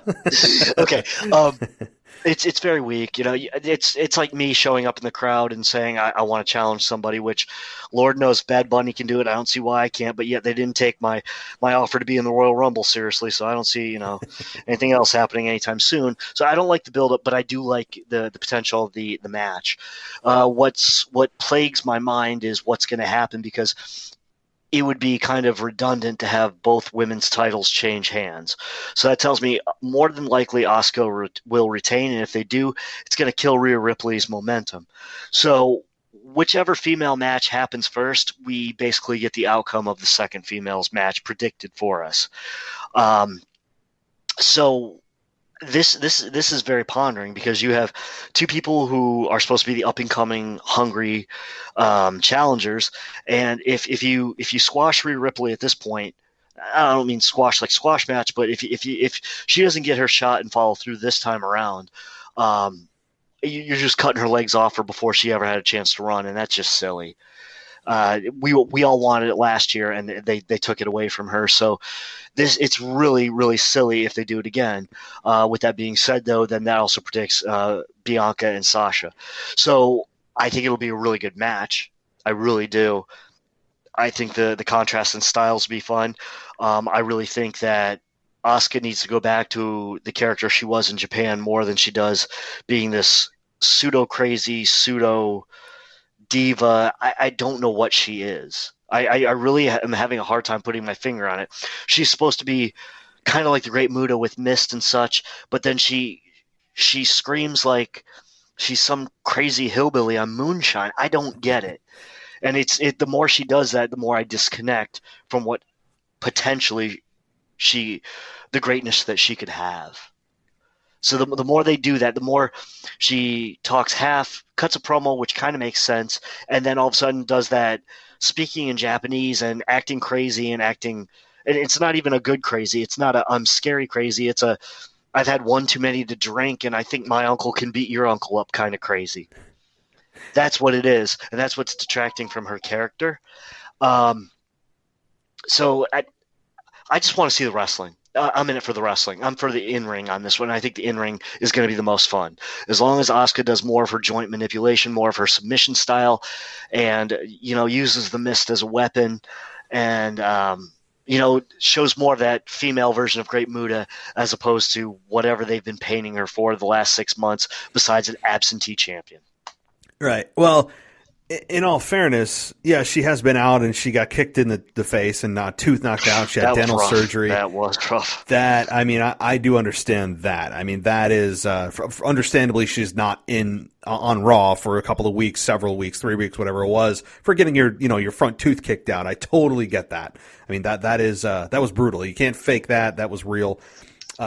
So I mean, I've been a really a big critic of the fact that they have ignored the Raw Women's Championship for 6 months. There is no good reason for it. I don't want to hear that, well, we didn't have anyone for Asuka to challenge that could be a real threat. I don't care. Like, that's how you help bring up new talent. Even if you don't plan on having her drop the belt, that's irrelevant. You could help bring up new talent in the process, and instead, people just forgot that she was Raw Women's Champion. At least that's how it was perceived on Raw. For 6 months, they haven't defended the championship. It's a crime. It's inexcusable about how WWE has handled the Raw Women's Championship. I don't want to hear there's none. There is no excuse, no good reason. It's not that Asuka's been involved in this personal storyline that's been mind-boggling over the last 6 months that you didn't need the championship. There's been it's been inexcusably embarrassing. But you have now Ria Ripley. They actually had these vignettes. They had the promos, which I think were really well done, about the nightmare coming to Monday Night Raw, coming soon. And I can't tell you the last time that they did something like this for the women. Carmella doesn't count because it really wasn't done in the same type of tone that they did Ria Ripley for now. I love the way that they built her up as truly debuting on Raw, and not just kind of like a one and done from NXT last year, coming up with Charlotte. But this time, this is the real deal, real Ria Ripley. I think you've seen a new and improved Ria Ripley from 2020, and I'm loving what I'm seeing. You would think that Ria Ripley would grab the championship here, but perhaps they don't. Perhaps Asuka does pull out the mist. She goes full heel. She retains the championship, and it also puts the babyface in chase mode. That's always a good thing. I understand it's WrestleMania, but there hasn't been a bunch of tension between Asuka and Ria Ripley that you're like, oh, I can't wait till WrestleMania until she finally climbs the mountain and beats Asuka. It was thrown together real quickly. It's just a bunch of words, as you said, with Asuka screaming in Japanese as she does, and we're all waiting for the 5 English words so we can just understand the gist of what she's saying, which is usually, you're not ready for Asuka. I mean, that's the gist of about 95% of her promos. And now we have Asuka versus Ria Ripley, which, again, like you said, to me, it's all about in-ring here. I don't have a real attachment to the storyline, just excited for the wrestling. This could be the best match for the women on the show. Certainly, Asuka and Bianca could put on, I think, a really good match too. It's going to be tough to see who has the better match. But I'm looking forward to this from a wrestling perspective. But from a pick who wins, you would say Rhea, but man, I could see Asuka going full heel with the mist and retaining. Either way, the ultimate winner here is us watching this match. I feel that I definitely feel that this is going to be the women's match to watch. The only thing that could overshadow this is if the Riot Squad actually get somehow put in as tag team champions, just because it feels like the momentum and it feels, like a real build. But like you said, use the mist. If that's the way the retention's going to be there, I'm just afraid that it'll ultimately kill Rhea off. And so they're at a point where it's do you pull the trigger or put the gun away? Mm-hmm. And they already put the gun away once. So how many times are you going to put the gun away and take a beating? So like I said before, whichever female match happens first, we'll know by the outcome of that how the other one's going to go. Now, if they go full on with both Bianca winning and with Rhea Ripley winning, things are going to be very interesting here in the women's division then, because obviously you have new queens at the top of the hill, and you definitely have to build up new credible opponents. And so that could also be a diamond in the rough building up that we're not looking for, or that we're not seeing yet. That could be the ultimate payoff on this. So we can have some hope for that too. With new champions could be new challengers, and the way to get those new challengers could be the momentum. Thank God, I know I shouldn't say the word, but there could be momentum being built for competitors that have been overlooked, like your Dana Brooke, like your Ruby Riott, so let's hope for the best on that if both new champions are crowned. Yeah, and the thing is, too, while you normally, I think, would be right, and you very well may be, about the tipping the reading the tea leaves, as they say, about if you see a championship change in the women at the beginning of the night, well, then you're probably going to get a retention on the back end. I mean, usually they balance things out, but it's WrestleMania. That's the one thing. The fact that this is WrestleMania and Vince likes to make sure generally that baby faces win. It's the feel-good show.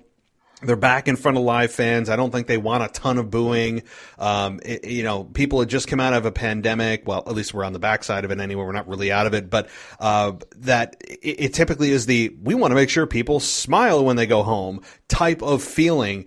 And if Sasha and Bianca main event the first night, then I would think Bianca Belair is probably going to win the SmackDown Women's Championship, given she's the babyface in this program.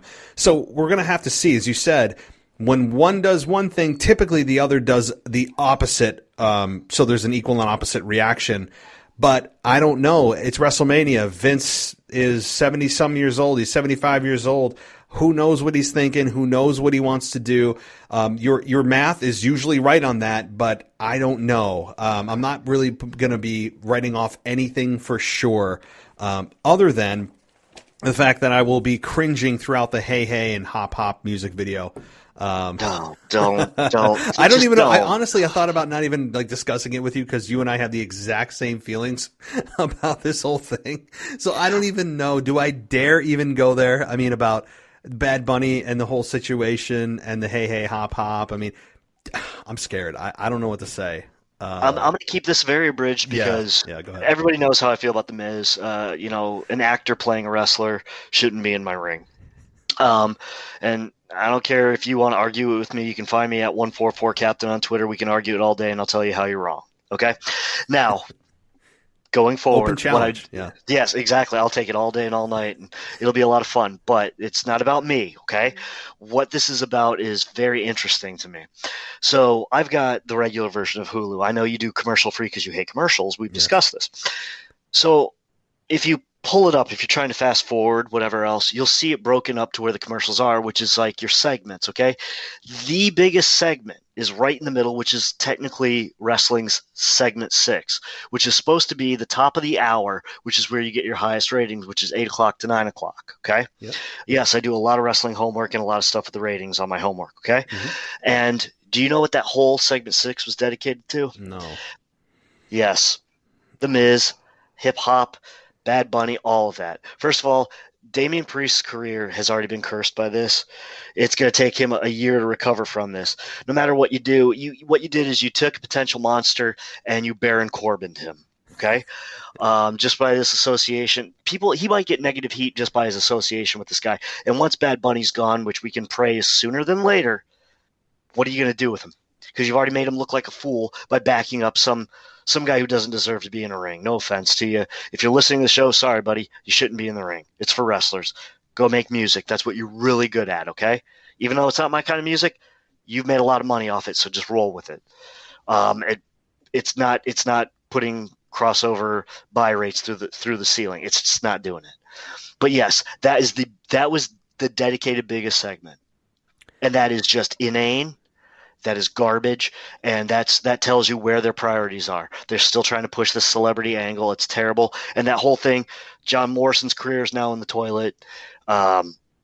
Unfortunately, we had to see The Miz, and Damian Priest's career has now been set back quite a bit. That's how I feel about this whole thing. And the sad thing is we know the outcome at WrestleMania before it even happens. And as much as I despise The Miz's character when he's with John Morrison and The Miz's character just generally as a whole, it's sad, and it will tell you exactly how I position Bad Bunny, that I'll be actually hoping that Miz flattens Bad Bunny. Like, I want Bad Bunny to be thrown off of a very tall structure, to a crashing conclusion. I mean, obviously that won't happen. I'll be surprised if he takes more than 2-3 bumps that are super safe, and they just, put cushioning around the ring for him so that he doesn't, hurt his arm. The guy is, I'm sorry, the guy is skinny. He is not intimidating whatsoever. He's only got a big mouth because he's got Damian Priest to back him up, which is not a babyface role, by the way, at all. It makes no sense. It makes no sense. It's ridiculously stupid just when they brought in Floyd Money Mayweather and they try to position him as a babyface, yet he had all this backup and around his mouth. It's the same thing. It's the same thing, and they never learn their lesson, and they feel that there's a net positive somewhere about bringing in Bad Bunny into pro wrestling, and it'll get more eyeballs on the product. People that follow Bad Bunny are going to say, whoa, what's he doing with this WrestleMania thing? Let's check it out. That's not how it's working, right? Most people that watch Bad Bunny everyone generally knows what pro wrestling is. Like, we all know what pro wrestling is or isn't, and we all have formed an opinion about it. I mean, talk to anybody, even your friends and family that don't watch pro wrestling know what pro wrestling is. So if I'm a big fan of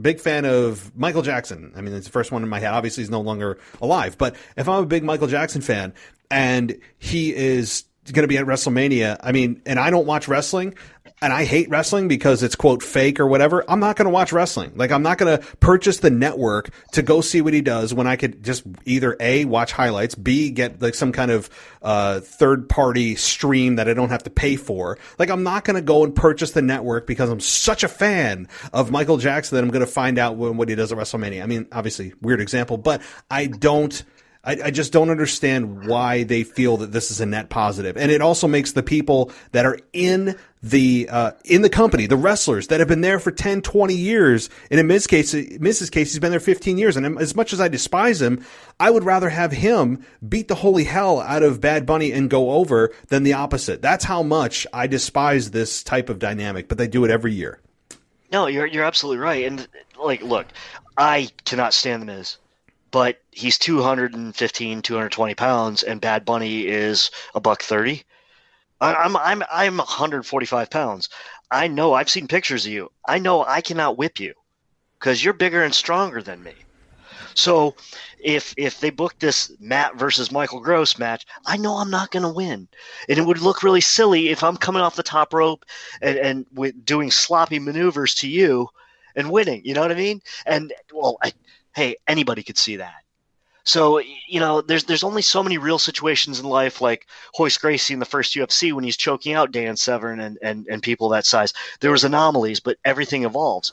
This is not one of those anomalies. This is not one of those situations, and it's not going to bring any kind of viewership anytime soon to any kind of streaming, or it's not going to bring any kind of viewership to any streaming or network properties at all. No, this is, and honestly, even those small fraction of people, and I'm talking very minuscule, like less than 1% of those people, maybe like a fraction of 1% of people that follow Bad Bunny are like, cool, let me just get the network and see what's going on. Perhaps they do get the network and go to Peacock and spend $4.99 or $9.99 to get the network for WrestleMania. Guess what they're going to do after WrestleMania? They're going to cancel their subscription and go, okay, cool, dump bye. It. Yeah, dump it. It's for anybody who already has Peacock, this is a bonus throw-in. For if you don't have Peacock, I am not laying down. Like I said, I love Mike Patton from Faith No More, but I wouldn't lay down $5 to see him in something that I don't watch. I wasn't, okay. A great example: the television show Friends. If I heard Mike Patton was on it, I'm not going to tune in to watch it, and that's free. Mm-hmm. Yeah, that's the best way I could put it. It's. I mean, again, we all know the outcome before it happens. Bad Bunny's going to go over. The fans are going to, I hope, you know what? That's the good thing about this one, though. Fans are in the arena, and the fans that are going to go to this, number one, are spending a boatload of money to go there. I hope they're vocal, as we talked about at the beginning of the show. Yes. And usually the ones that go to this are the ones that are the quote, hardcore, or the, quote, non-traditional, as WWE labels us as. They're the ones that have been sitting there all year and really are the ones who listen to these podcasts, who have the wrestling websites, who usually have a lot of influence in the wrestling community. Those are the ones that are, oh, by the way, they're also the foundation of WWE, the ones purchasing the merchandise for their kids. Usually those are those people that go there, and yet we are belittled every year by WWE and labeling us as some weird, non-traditional group of fans that our voice doesn't count, even though we're the ones that are your foundation and spend the most effing money every year towards your company. I hope that they go here and destroy Bad Bunny. And yes, Miz is a good heel to some degree, when he's alone, not with Miz or not with Morrison. He's unmanageable when he's with Morrison, but at least I think the fans will go, look, Miz is terrible, but we respect him 100-fold over Bad Bunny, and hopefully Bad Bunny gets booed out of the building. That's really our only hope here. Absolutely. And I'm on my knees praying right now for it. Everybody, please. I don't care whether even if you're atheist, just pretend. I mean, like, please. All right, let's get on to something else that I want to talk about, a little more serious here. And Edge comes out on SmackDown and says he declared that the Rated R Superstar is back. Now, I know it's kind of ironic in the PG era. He's obviously not going to be really the Rated R Superstar. He's not going to have live sex shows with Lita. Like, he's not going to, he's not going to bludgeon people and he's not really the Rated R Superstar. He's like the rated PG-13 superstar at best. I mean, like, really, he's parental guidance at best, because you can't have a character that it overshadows your entire corporate structure of TV production and your TV ratings. It's funny that he's calling himself that in a PG era, but nonetheless, I get his premise. I understand what he's saying, that version of Edge is back, and that's what he said. People forget this.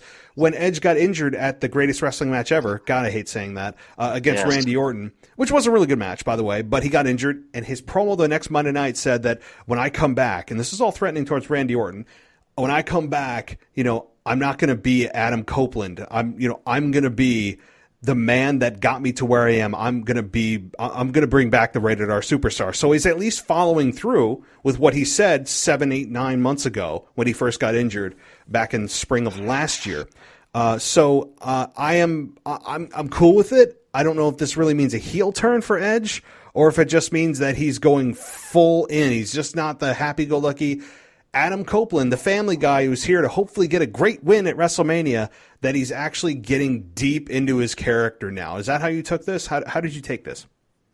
I saw flashbacks to when Edge first turned heel back when he was tagging with Benoit, right at the beginning of the Ruthless Aggression era, right around the time they did like Taboo Tuesday and all that kind of stuff, when he had that weird tweener right before he turned heel, kind of unpredictable, always frustrated, always angry Edge. Yeah. That's where I see it. I don't see the Rated R Superstar was more smug, more his exploits with Lita and the whole Matt Hardy situation went out of, it went out of the private sector and into the public. And that's how they created that version of the character. So I don't see the Rated R Superstar. I see the frustrated, angry, am I a face, am I a heel, I'll do whatever it takes to win kind of version. The problem is, because he's a legacy character, a throwback and a legend and limited, people are going to have a hard time booing him. And so it makes him a default babyface with a bad attitude. But he's definitely by not any kind of stretch the Rated R Superstar. In fact, what I would like is a different version of him. And however you could evolve it, because there's a million ways you can evolve a character. Look at people like Chris Jericho. Look at Kurt Angle, the way he started to the way he finished. There's always different people. Nick Bockwinkel is another one. You can take a character and turn it into something else. People forget that before Ric Flair was the Nature Boy, he was a brawling hillbilly that tagged up with Dusty Rhodes and was 300-something pounds and not in very good shape. So you can turn something, you can spin it and still make it marketable. And to try to promise the same thing that we had years ago that we liked then in a watered down version, it just adds to more frustration. So now with the anticipation of the match coming up, I see Roman Reigns retaining because I think the ultimate plan for him is that he and Drew are going to go at it again down the road, and that's going to be part of their so-called superstar shakeup. It's all the same company. It's either you wrestle on Monday or you wrestle on Friday. It's the same venue. Come on. So that's going to be the ultimate plan going down the road, I see in the future. So without a prize to dangle in front of it, you don't make it that much more important. So what I think we'll get out of the match is that Daniel Bryan is going to carry the weight of the world as far as making it a technical spectation, or the spectatorship is going to be from the technical aspect on Daniel Bryan. The unpredictability is going to come from Edge, and the ruthlessness is going to come from Roman Reigns. And obviously, like I said, I see Roman Reigns standing tall. Of course, one of the Usos will get involved, which that's getting a little played out. I think there's other things you could do with him at this point because he's the weirdest lackey in the world at this point. You're a cousin. Sometimes you're there, sometimes you're not, and you get slapped around by your own cousin. I don't know what's going on with that family. That any family member of mine like that, I really wouldn't speak to. But Roman Reigns retains, and that's the way the match is going to come together, and that you're going to have false finishes all due to Edge. And that's how Reigns is going to retain because Edge and Bryan won't be able to go on the same page. You're going to see Bryan with the yes lock on. You're going to see Edge spearing the wrong person. He's going to go for Reigns, who's going to move, hit Bryan. I'm just hoping we get the best version of this match we can. It has the potential also to be very good. I mean, this match could, again, you talk about false finishes. This is going to be the king of false finishes. Yes. No doubt, especially triple threat. We're going to be reminded, of course, that triple threat, that the champion doesn't have to be involved in the decision to lose. I mean, I can't wait for that narrative to come out next week, because we just have never seen one. And by default, every triple threat is a no DQ match, which is still just ridiculous on its face that you have every triple threat by default be no DQ. And people say, well, what do you do? What if someone uses a chair? Easy. You take them out of the match, right? Like they lose. Like they are out of the match. They get disqualified. They leave the match and then it's one-on-one. I mean, it's very simple. It's a very simple solution to take out no DQ for every match that's triple threat. Now, again, whatever. It is what it is. There's going to be weapons involved. It's going to be, I think, a 25-minute classic. It's going to be very, very good. I have no issue about the quality of this match. And this past week, of course, we saw Daniel Bryan snap and leave everyone laying, just as the week before Edge left everyone laying, which logic would tell you at WrestleMania Smackdown this week, which is not a thing, it's still Smackdown, Roman Reigns is going to leave everyone laying. Like, that's exactly the way that WWE books, and that's the way that I believe it's going to happen, is Roman Reigns spears Edge, spears Bryan, brutalizes them, and oh my God, can they make it to the triple threat? They're going to, which is fine. They're trying to sell the match. I get it. But that's where they're going probably for WrestleMania Smackdown this week, and that's fine. I think that, again, standing right now, that Roman Reigns has a chance at retaining. I think Edge has a chance at winning. I think Daniel Bryan has little to no chance of winning. I think Daniel Bryan is there to take the fall for Edge or Roman. I really hope Roman is the one to retain because as I'm a huge Edge fan, I think Edge has still a lot to contribute. But I think that the future and a great heel run supersedes even a Hall of Fame return. And to get Edge back to the way he was, he's 90% of what he was in terms of in-ring ability. He's still really good on the mic.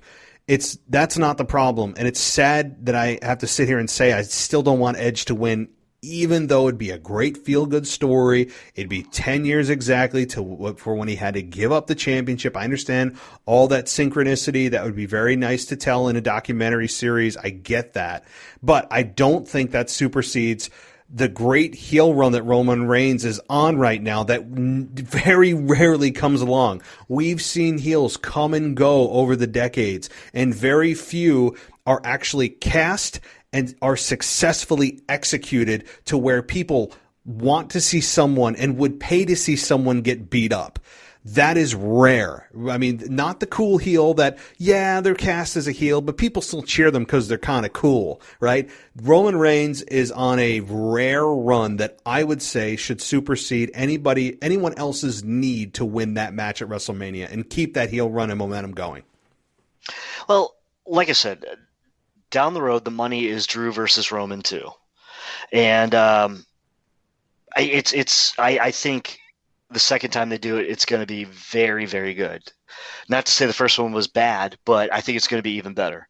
You just have more polish, more time, and more. It's not as thrown together at the last minute as it was before, and when you build it that way, I just think that it makes it. Just more palatable, more desirable. It makes it more desirable. Also, we have to remember that Edge can only wrestle per his contract 5 times a year. Right. So he is going to go out of his way to have matches with people he never has before. The original plan was AJ Styles. Now we know AJ is in the last contract of his career. What I could see, and this would be the ultimate match, and tell me if you think I'm wrong, is a three-way retirement. All three retire in a triple threat match between Bryan, Edge, and AJ Styles a year from now. That is must-see TV. Yeah. And you build it throughout the year by having those three always in each other's business, always getting at each other. Because AJ, I don't know what he's doing right now. If you could tell me, it looks like it's a mania that he has no purpose. I can't really think of what he's doing, which is sad. The Almost character is years away from a real in-ring personification. So, like the Almost thing I see is like the Shawn Michaels Diesel thing, except I think they learned their lesson with Kevin Nash that he was just terrible in the ring, so they got to have something to present once AJ, retires. So while you're going to have one of the greatest in-ring performers arguably ever in AJ kind of mentoring him and showing him things behind the scenes and always, together, to build further down the road, to have AJ and Daniel Bryan continue their problems and qualms with each other, costing each other matches, throwing in AJ once you do a superstar shakeup or something like that. It just kind of makes sense because not all of them have that much left on their body. Could I see Edge having one more world title run? Sure. But it's also, you got to look at, with somebody limited in-ring appearances, how do you build an elongated storyline when they can't wrestle every month? So that's the kind of things that I'm looking at as far as Edge goes right now. So that's kind of where I see things going. That's where I'd like to see it go. But Reigns, he's got to retain because the money is in he and Drew in a longer program, Second Coming. Well, to answer your question about AJ Styles, because I wanted to confirm this too, and I think you and I are victims of the Hulu version of Raw, which cuts out things, and a lot of times AJ and Omos are not a part of the edited version of Monday Night Raw, and what they're doing is challenging the New Day for the Raw Tag Team Championships at WrestleMania. So we get to see the debut of Omos in the ring with AJ Styles against the New Day for those tag team belts, which, I get now. I understand the logic, although I don't agree with it, of why they dropped the Hurt Business with the tag team belts to give it to New Day. So it's babyface versus heel, not heel versus heel. But I think Omos and AJ could have been the de facto babyfaces in that match.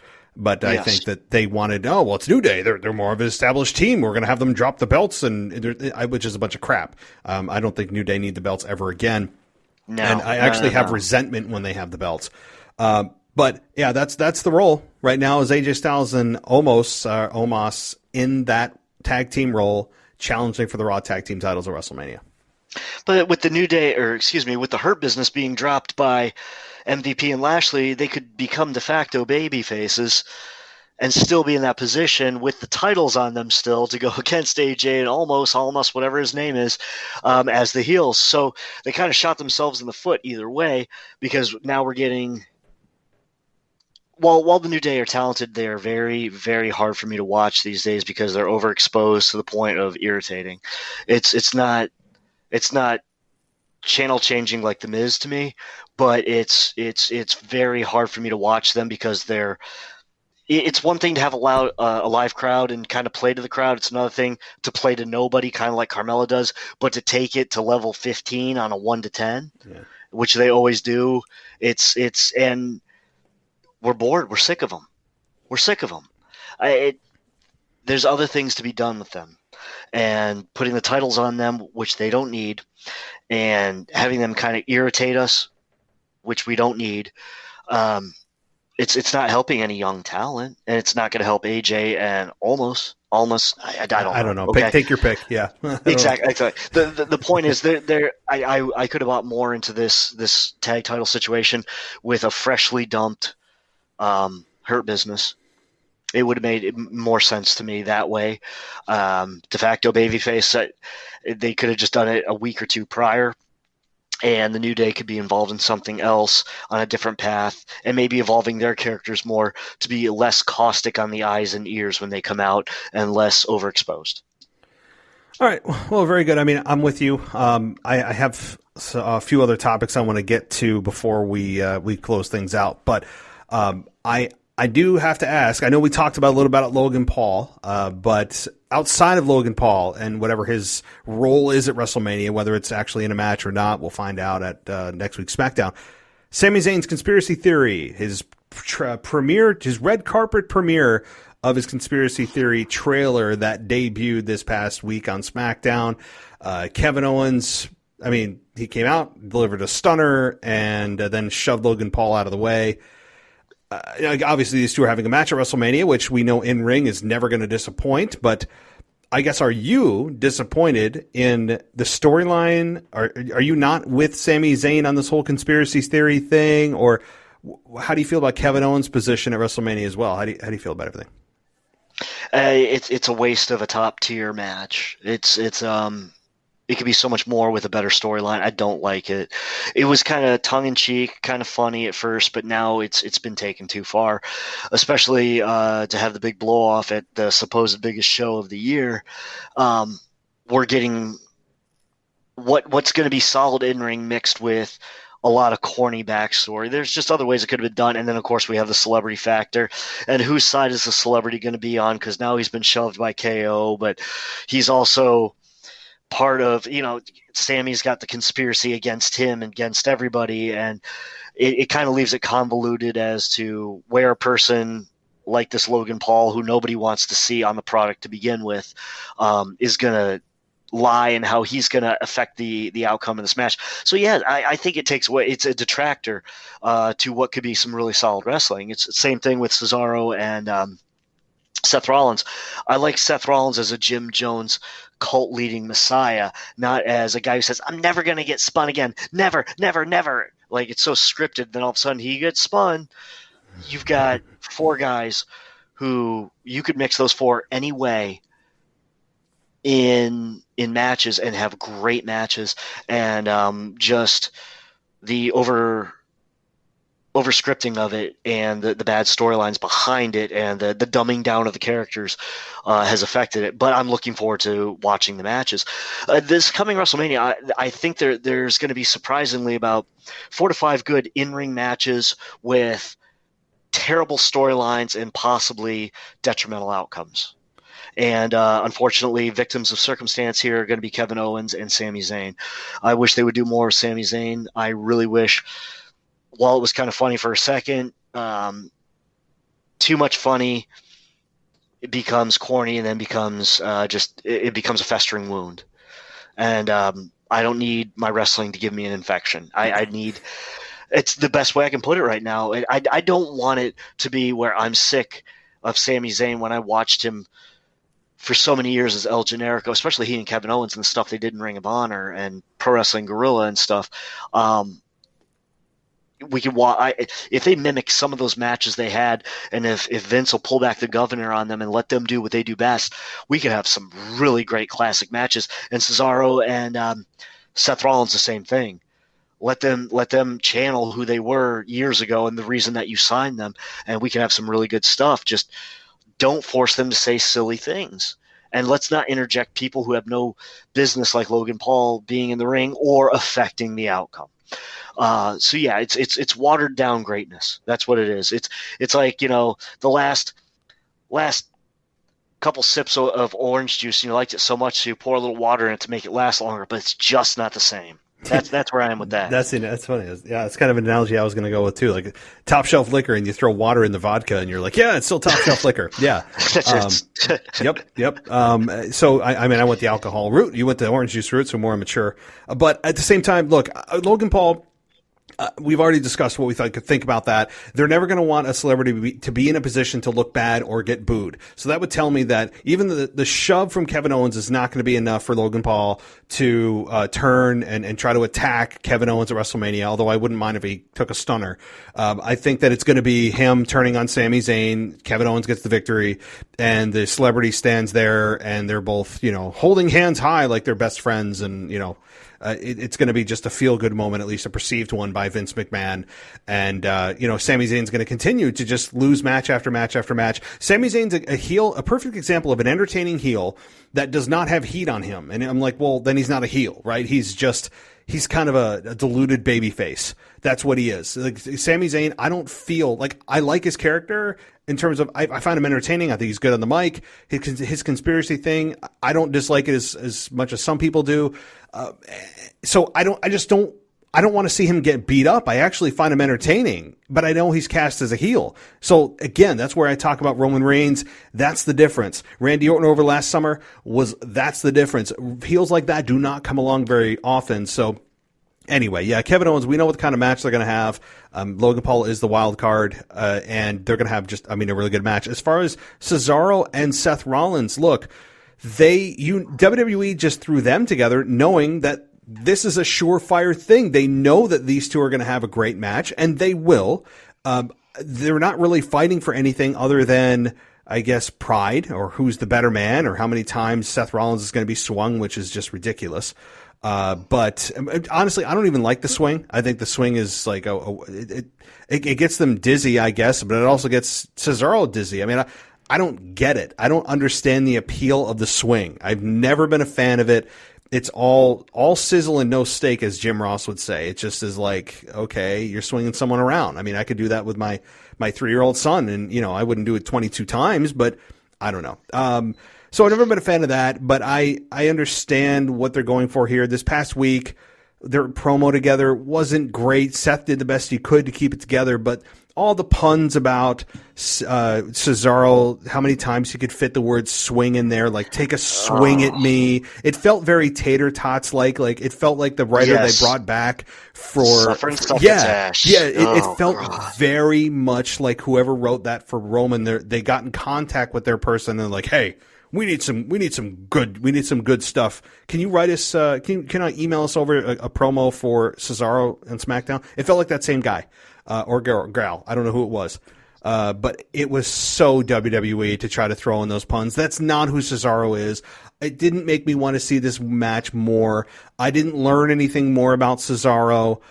It was not a good promo for Cesaro. I think it was detrimental, in fact. Seth did the best he could, but it was not good for Cesaro. I mean, the match we know is going to be fine, but I don't know. No, it like you said, match is going to be fine, but yeah, it was definitely the promos were suffering succotash level. I just hope they let him tear it down. Because it's burn it down. It's gonna be fantastic. I really think the match is gonna be solid. But the less they speak, the better. It'll just be more fluid that way. It'll be more memorable. That's the best way I could put it, more memorable. And don't give me – I usually kind of like a little bit of a post-match interview and stuff at WrestleMania. Some people just want match after match after match. But to me, that kind of – I mean, there's got to be some kind of feelings and emotion and frustration. And you got to see some of that aftercare or setting the table or setting – it's a preamble to the story when you're going into it. Like, give us a little something before the match. So – but in this case, this is one of those. I just need the match. Yeah, I wouldn't even be mad if it was the curtain jerker, because that makes it that much more. It just kicks off WrestleMania on the right foot with the best foot forward. Let's give us a great match right out the gate. Let's just let them do it and then follow it with something else. But let's not have any promo time. Let's just go right into wrestling. That's how I feel. Agreed. Yeah, I think the less they say, the better in this program. There's nothing really personal here. It's all professional. That's fine. I want these two to just kill it, and I hope they're given enough time on the show to do it. So, okay, couple more topics, and then I'll toss it to you for anything I missed. Is Randy Orton and The Fiend. I have no idea what kind of match they're going to have at WrestleMania. I've really rattled my brain. It can't be straight up wrestling.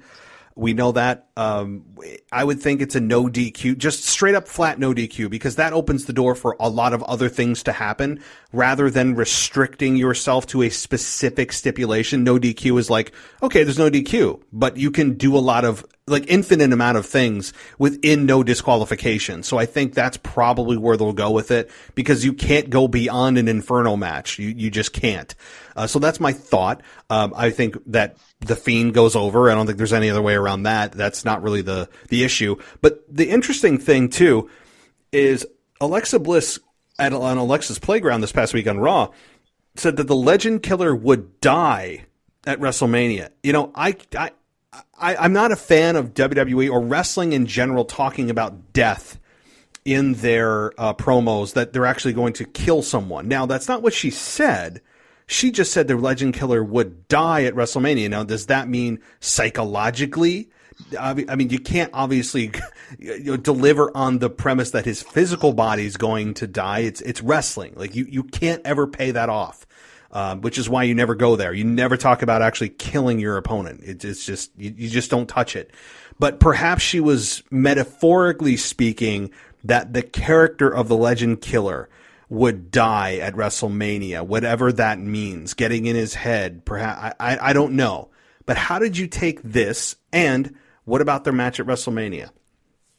Well, everybody knows that if you lose to the Fiend, you revert to a former version of yourself. So I think that when Randy Orton ultimately loses this match, because if they drag it on any further, it just doesn't make any sense. He'll become a different, a prior version of Randy Orton, which would be Evolution Lackey, or perhaps when he first came in and he used that like high crossbody from the top rope as his finisher. It was just terrible. Yeah. Remember when he got his shoulder surgery and he would give you the Orton updates? Yeah, and like he was like 25%, it's 26%. Yes, he would come in with the Orton ONN update or something. Yeah. My favorite one is that he's giving, like, they go to interview somebody, but you can tell he's coming back as a heel, and he gives the Orton update and he's like, I'm at 85%, and then the camera pans over to Vince McMahon. He's like, it's great to have you back, Randy. And he slaps him on the shoulder, the one he had surgery on. Yeah. And then it pans back to Orton. He goes, 75%. That was hilarious. So what I think that's what they meant with it. You can't, it's like the whole, when the Fiend was killed, there's certain things you just don't touch because it doesn't make sense.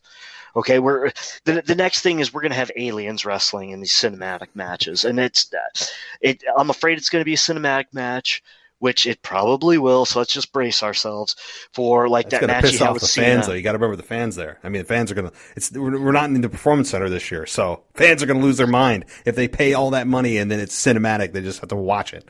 The way around that, it's going to be a boiler room match, and then they make it cinematic. Coming to you live from the boiler room when it was filmed last week. Right. So my new name for the Fiend is the Baconator, and he's palling around with Baconator Jr., which would be Alexa Bliss. I don't know what to really expect on this, except the Fiend's got to go over. Probably going to be one of those like I said, a boiler room out of the sight of the fans. Just shown on a like the Titantron or whatever they call it these days, just so they can kind of sneak in a cinematic or something, that some kind of burning somebody alive, hokey thing that we really don't want to see. If it's going to be a straight up wrestling match, they better really pull out the bells and whistles on this one, because this could be the one that the fans turn on. This could be the one where they really, really turn on it if they try to get a little hokey in front of live people, or if the Fiend doesn't get the justice that the people want. Mm-hmm. That's going to be it, and that's with Alexa Bliss saying that he's going to die. That's the ultimate outcome, because you remember the Fiend had, the Firefly Funhouse had all the victims, and Daniel Bryan became the American Dragon persona again, and Finn Balor went back to NXT, so on and so forth. So it's going to be some alteration of him. And if he gets his shoulder injured in it, mark my words, I want to see those Orton updates. Oh, my God. People forget about that. I loved that. God, I love that. It has to be a prior version of him. So some kind of not reinventing, but de-evolution of his character. So what do you think? That's the only way I could see it, is definitely pre-match, or pre-taped, and that's going to be like the stipulation. And so I think that'll be the build for this week. If not, and it's live, mark my words, if the fans turn on one, this is going to be the match. It has a very high potential of the fans turning. It also has the high potential of the fans going, "Oh my God, is Randy okay?" I think they could go either way, where it does come off cartoonish and the fans turn on it like they did with Seth and the Fiend at Hell in a Cell and start chanting BS. They could turn on it and just completely crap all over it. Again, or the opposite end of the coin. I don't think there's going to be a middle ground here because there's such an extreme factor to this match and this story. It's one extreme or the other, though. I don't think there'll be a middle ground. Or again, the other side of it is the great side of, oh my God, like, yeah, the match quality. Again, the match quality isn't even the factor here. It's the story, it's the antics, it's the magic tricks that are really what's the fans are wondering about. Not necessarily, can they have a great match? Nobody's asking that. No one's asking about the fact that, do you think that there'll be a lot of hammer or drop toe holds and hip tosses. No not one's the asking armbar, that. not the dreaded armbar. Yeah, or they just point at the WrestleMania. Whoever points at the WrestleMania sign the longest wins the match. I just think that this is going to be. I hope it's not cinematic for the fans. For the fans sitting there paying thousands of dollars and taking time off work and all the merch and everything that they spend to sit there and watch a cinematic presentation, even in part. If that would definitely be a turn. That would be almost a live crowd riot, I would think. Yeah. They would have to mute the crowd and do their own piping in of sounds, which they're really good at. It appears, but I also could see whatever matches followed it, the crowd still being ornery by not getting the result or by getting something so kindergarten-ish. Fed to them. So they need to be very careful. This one, that's one of the reasons I really want to see this match, because I want to see what the reaction is going to be, and if they're going to do it right and do it justice, or if they're going to try to treat us like 6-year-olds at nap time. Yeah, right. And just here's your warm milk and go to bed. I mean, I'm very interested. And I think obviously on Monday Night Raw tomorrow night, we're going to get more information on the stipulation. You would think they've come up with a stipulation that will direct us to really, is this going to be cinematic or is it going to be in ring? I mean, again, so, okay. The last program that I have here is Braun Strowman and Shane McMahon. And, this whole storyline began, of course, on the playground, as we just described, of somebody calling somebody else stupid. And Braun Strowman only knows one emotion, that is anger. And he just is constantly angry about everything. Shane McMahon apparently does, 58 burpees before he comes out to be on the mic. He's always sweating and out of breath every single time that I don't know what it is. I mean, that's the only explanation is he's doing burpees or something in the back before he comes out. And it's all over Braun being stupid because it's brains versus Braun. So I guess that's the pun we're all supposed to laugh at. But Braun Strowman, to his detriment, is very one-dimensional. Again, he's extremely one-dimensional in the fact that he's just always angry. Everything is anger. Everybody's going to get these hands. Everybody, I mean, it's so one-dimensional. The guy's a very athletic big guy. That's one attribute. He's got a great look. There's another attribute. And that's kind of where it ends for Braun Strowman for me. That you can build on that, and he's an okay promo. He's okay. Shane McMahon is, to me, I think Shane was actually better when he was 20-some years old in the Attitude Era in the early 2000s. I think he was better on the mic, better in the ring when he was, 20-some years old than he is now. I think he's uncomfortable on the mic now for whatever reason. He's regressed in that area. But what I can't stand is the fact, number one, that this is built on a "you're stupid" premise. I mean, it literally is built on that. Number two, you have the sound effects for Braun Strowman now that WWE pumps in like a train's coming through when he does his outside the ring ramming through people, which again, if anybody knows basics of physics, if you have to cut a corner, you can't continue to accelerate your momentum. He's not going to be going any faster because he's going around a square. He's not running in a straight effing line. There's a maximum amount of force that he can have because he has to turn the corners.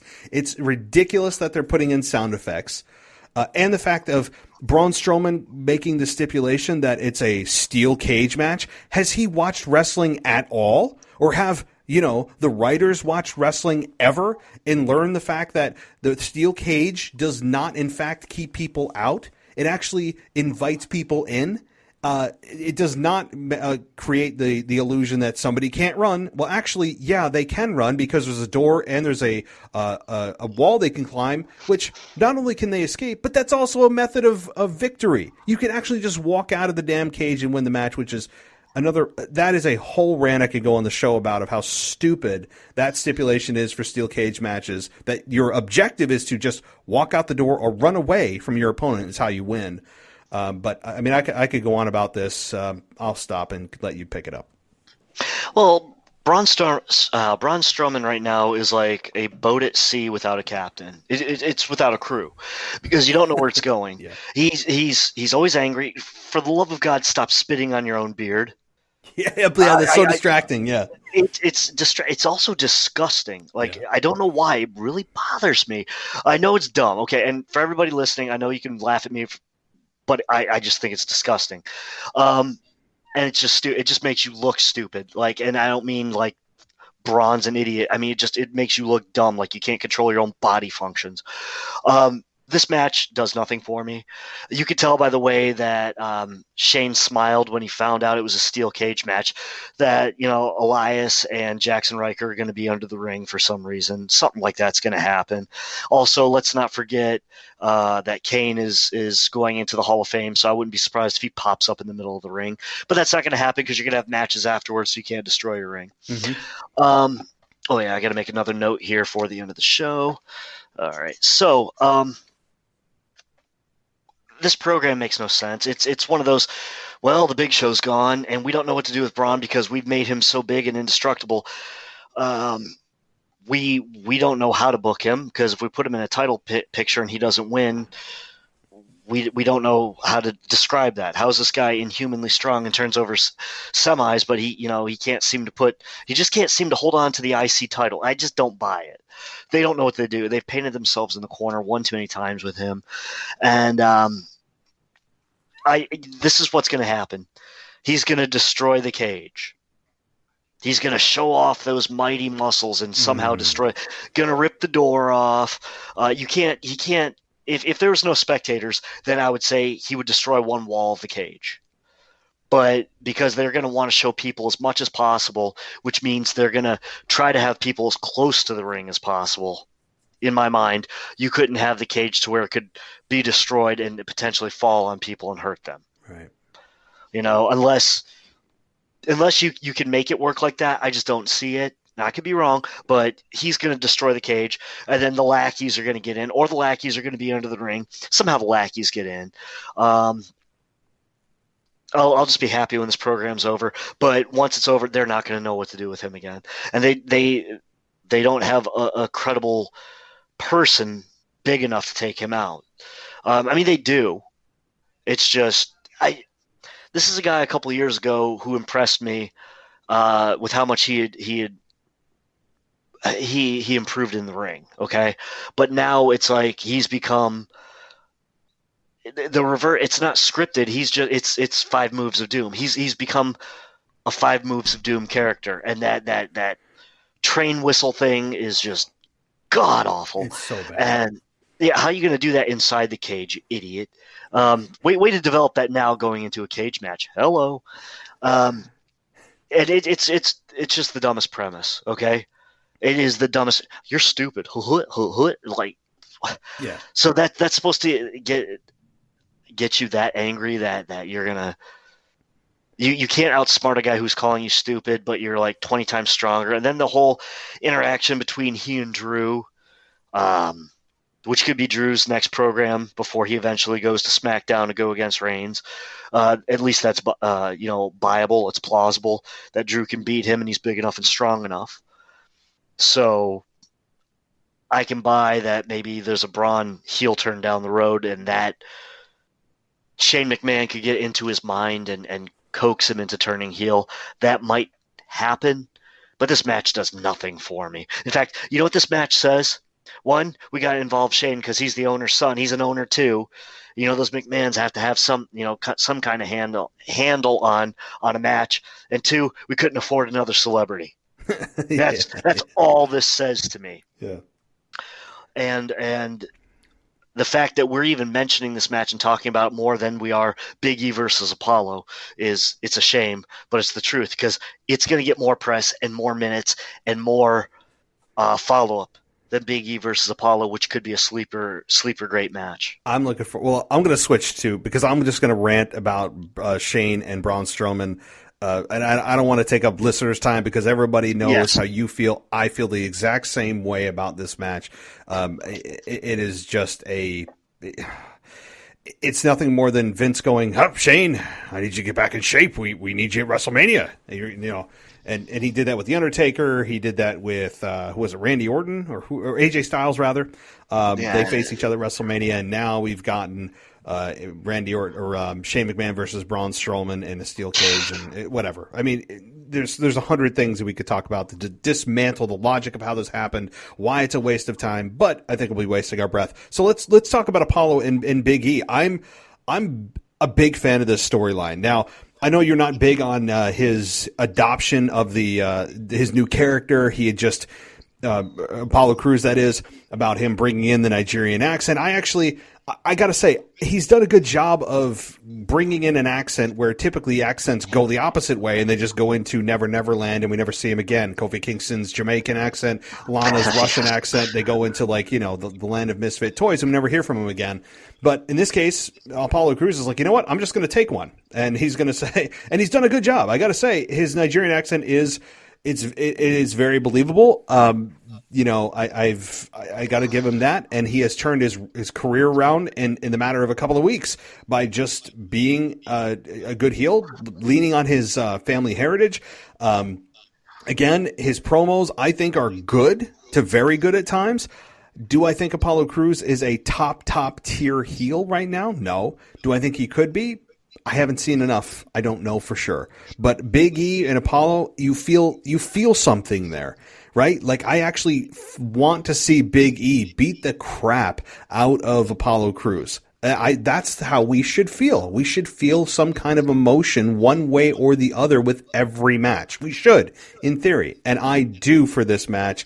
I'm looking forward to this. I hope it's not as awkward as their last encounter. I'm going to chalk that up to just whatever, and that this will be a proper match for these two. And I actually hope Apollo Crews wins this. I'm with you on hoping he wins. I want to see the match. I want to see exactly where it goes. I'm hoping that Big E can figure out if he's truly a babyface or if he's a heel. Yeah. Because Apollo's supposed to be the heel in this one, right? So that's because with the antics, he's got to develop his character into a true babyface. As far as Apollo goes, I love the heel turn. I don't like the accent. I could buy everything except for the accent. It just I just don't like it. The only way you could make the accent work, in my opinion, is if you do not necessarily a hidden camera, but him talking to somebody like Apollo, and then hey, and then you see somebody coming up to interview him, and all of a sudden he clicks on the accent like he's trying to be a jerk. Yes. I could buy that more. That could be a little bit more fun. It's not completely comedic. It's just him being a jerk, and that adds that heel heat. So that way I could buy into it, and it would make me say, yeah, he's really trying to get under my skin. Definitely it's got to be better than that last outing they had because it didn't make sense. This can go either way for me as far as who wins. And you know how big of an Apollo Crews fan I am. But I think that Big E has been wasted for, 8 years now? 7 years on the main roster, as far as being a single star, a true single star, and a true singles push. So it's one of these situations where it's when he finally gets a good program, and in the right place, it's with somebody you don't want to see go under. So it's a tough one, which makes us both the winners and the losers as the spectator. I still also, okay, with Apollo's character, I could buy, like I said, I just like him as a heel. I really do. And I hope he continues it. And just giving these guys more than 5 minutes and not having some wonky finish and some very, forced match because somebody else because the Shane McMahon, Braun Strowman match went too long, so now you got to schmoz it. I don't want that. Let these guys have some fun out there. This is WrestleMania. And these guys getting a chance to show off. But for the love of God, can we please get Big E a new finisher? You and I are going to say this until they do it. That stomach breaker isn't doing him any favors anytime soon. So with Big E defining his character more as a face, with a longer match, and with Apollo healing it up. I even want to see him kind of pulling the old Eddie Guerrero on his knees begging for mercy at one point. Feed the character. Feed the character.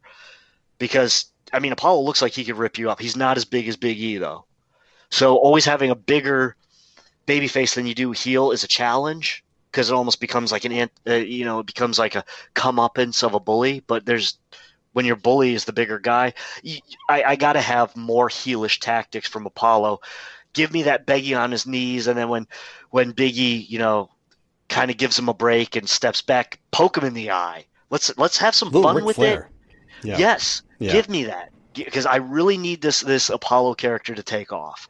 So like you said, he's not top tier. He won't be for a long time as a heel, but he's going to be a hell of a lot higher on the card than he was as a babyface.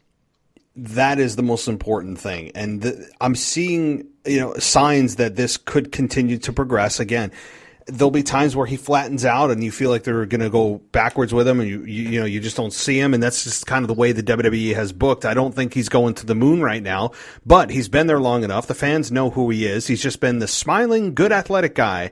And now we actually have, after 7 years of that, in 2 weeks, we learn all about his heritage. We actually have emotion for him. Imagine that. And like that, we all understand where he's from, why he's angry with Big E. We learned about his family. We learned about his vicious side, all of that. 7 years is just nonsense to this. It's a great thing to see, and it shows you that sometimes just flipping a switch, and instead of trying to get a guy over that's all smiling because they're supposed to smile because they're the good guy, which I think is a bunch of crap. I don't think did you ever see Stone Cold smile? No. Even when Undertaker was a baby face, do you see him smile? No.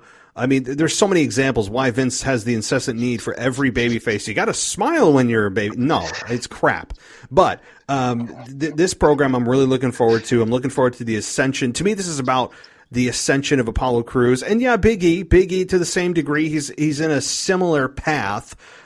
He's freshly a single star that is actually showing a little bit of fire and a little bit of ability to cut a angry promo. That's what I've been looking for. I don't need a complete dark turn for Big E. That's not what I'm looking for. I'm looking for just range instead of just everything's a joke no matter what. And that's what I got last week and this week on SmackDown. I'm looking forward to what these two do. Again, I'm concerned about time, just as you are, that Vince is going to look at this, and if other matches go long and this one has to be at the chopping block, that they get 6 minutes instead of 16 minutes, which is what I think they need. They need like 15 minutes, maybe longer, to tell that great story. And that's what I am really looking forward to. Ultimately, like you said, I think Apollo Crews is going to win, but I would not touch this with a 10-foot pole with money on the line, because either man could win this. And I honestly both have a good case to either in Big E's case keep it, or in Apollo Crews' case to obtain it. So this is tough, but I'm looking forward to this program. So yeah. With definition of Big E's character, with more texture and depth and true babyface alliance, I should use the proper words in the right way, the right context, I should say. Then we're going to get more out of this, and just like I said, like we both agree, more minutes. Don't force it. Let's see where it goes. And I would definitely make Apollo as dastardly as possible. Yeah. And I don't want him frowning. I don't need him doing the anti-smile. And it's funny because when you're saying, you didn't see the Undertaker smiling, could you just imagine like hearing the gong go off? Has this big smile. He has like his arms spread, then he just gets this big like goofy smile on his face, and then does like the finger guns like pew pew pew pew. Pew. Like no, some things just don't work. But yeah, this there's no absolute way to predict this one. No, I this can't is say tough. 100%. There's like I said, with the women's match, we know if one match goes one way, that the other match will go the other. I'm not touching this one either as far as prediction goes. I'm just hoping that these guys have a chance to shine, and I'm hoping that both of them can reinforce their characters and develop their characters further. Yes. And Big E, be a face. Do something very face-like, and don't act like you're still part of the New Day and, Hip swivels doing hip and swivels and sophomore jokes and don't bring back those pancakes and those stupid sweaters. And as far as Apollo goes, man, I hope that he watches old Ric Flair, old Eddie Guerrero, old I'm trying to think who else. Maybe a little bit of Mr. Perfect at the height of his smarminess. That's kind of the character, the level I want him to develop. Like what I'm envisioning is, like you said, the eye poke, the eye rake, or the where Ric Flair would like kind of corner and block the vision of the referee and do like a backwards low blow with his leg. Like that's what I'm picturing. That's what he needs to do. That underhanded when the kitchen gets too hot, as you like to make food analogies. I mean, he has to pull out something to get out. I mean that's what when he can't straight up beat the guy and he knows he can. He has to do underhanded things. That is exactly what Apollo Crews needs. I love that. So, okay. Well, what else did you have? Because my list is exhausted. What did you have that you wrote down? Okay, so just a couple things. I'll run through it real fast. First of all, I'm already missing Charlie Caruso backstage. I just got used to her as being the backstage interviewer, and I think that she had a better rapport with everybody. I'm seeing a lot of fresh faces. I didn't even memorize their names because I really don't care, because in my opinion, just like the ever-evolving commentary team, I just think that we'll see some this week and maybe never again. And whereas I think Charlie played her role really well, especially with Angel Garza, I enjoyed that. It was going somewhere, as dumb as it sounds, and now she's working with ESPN, so good for her. Make your money, honey. I gotta say, while I'm not a big fan of him, and people know this, I'm impressed with Sheamus's chain wrestling he did on Raw. I'm gonna give him kudos where kudos are. It looks like he's trying to switch things up. Every once in a while he'll do that. It's not just the same, I'll beat on your chest and give you a kick. Every once in a while, depending on who the opponent is, depending on who his dance partner is, he breaks out some new stuff, and I enjoyed it. It was a Sheamus match I enjoyed. Now, it's not going to be me calling you in the middle of the night going, Matt, you got to watch this tomorrow. But I'm saying, hey, good for you. You're not doing the same old moveset, and I saw chain wrestling. I liked it, okay? So I want to give him kudos where it's deserved, and he deserves it. But the whole – and I loved MVP's Midnight Express Stan Lane, Sweet Stan Lane reference. Did you catch that? No. When he's talking about Matt Riddle. He's like, I don't want to say it, but he's got educated feet. That's what they used to say about Sweet Stan in the Midnight Express. It was lethal hands and educated feet. That's what Jim Cornette would always say about him, because he had great kicks. Yeah, it was a little throwback there. I liked it. Cool. I really liked that. Yeah. The program between Matt Riddle and Sheamus needs to end fast, though. If that's happening at WrestleMania, truly, let's get it over with.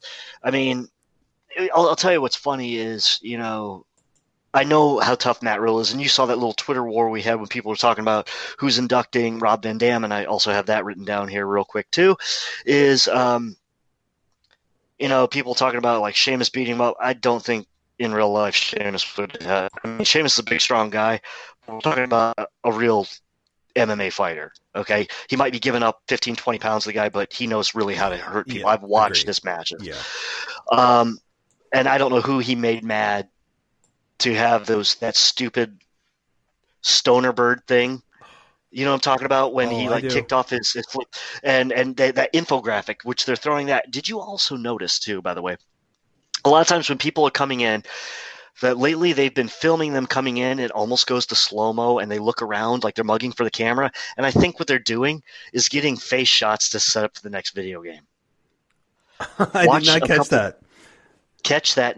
I bet if you go back a few Raws, especially over the last month, and you watch, it looks like everything's out of time by like a couple seconds, and it almost seems like they're getting as much of everything in the background as far as their Titantron or whatever they call it now, and a little infographic, and the way they look around with it being like almost a half-second delay, it looks like a video game, and something tells me that's imagery that they're using. And that's also why on SmackDown they also always have the tail of the tape factoid thing next to them, like 2-time champion and this and that.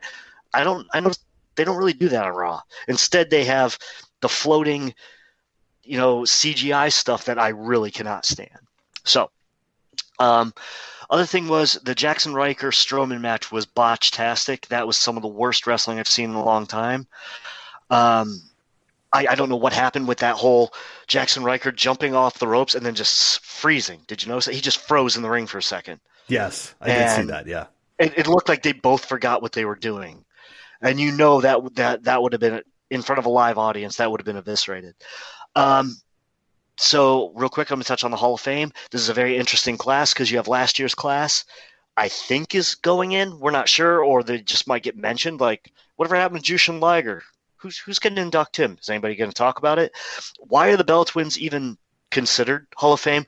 But the biggest, as Gorilla Monsoon would say, miscarriage of justice, a man who should have never been hired to begin with, the Great Khali, is going in. A man who should never have had a career, probably can't even spell professional wrestling, let alone is probably one of the absolute worst in-ring performers I've ever seen in my life, is getting inducted into the Hall of Fame. Ladies and gentlemen, your Hall of Fame means nothing anymore. Just like this WrestleMania potentially could be one of the worst ever. And potentially, WrestleMania could be dead, folks. And why I think that is true is the fact that now that the network is expired, everything is switched over to Peacock. I don't think those subscriptions went through the roof like they thought they would, even at a discounted rate. And this whole idea of putting together and slapping these Braun Strowman, Vince McMahon, and Paul Logan and Bad Bunny things are not selling subscriptions anytime soon. And with the advent of YouTube the way it is, you can catch a lot of this stuff the next day for free in some way, shape, or form between YouTube and Dailymotion in clips. So do you really need, even at a discounted rate, this whole network, this Peacock? No, you don't. And so I think to prove, and this is where the proof's in the pudding, my friend, and you can prove me wrong and tell me I'm wrong, that the subscription buy rate over to Peacock did not go as well as planned. That is why they're doing the Stone Cold Chris Jericho interview. That's funny. I had that on my notes, and I thought about asking you about that. It could be. I think people are like, "What the hell is this?" Chris Jericho, obviously a star in AEW, coming on Austin's podcast that is on the WWE Network. What the hell? Yeah, that I can't wait to see it.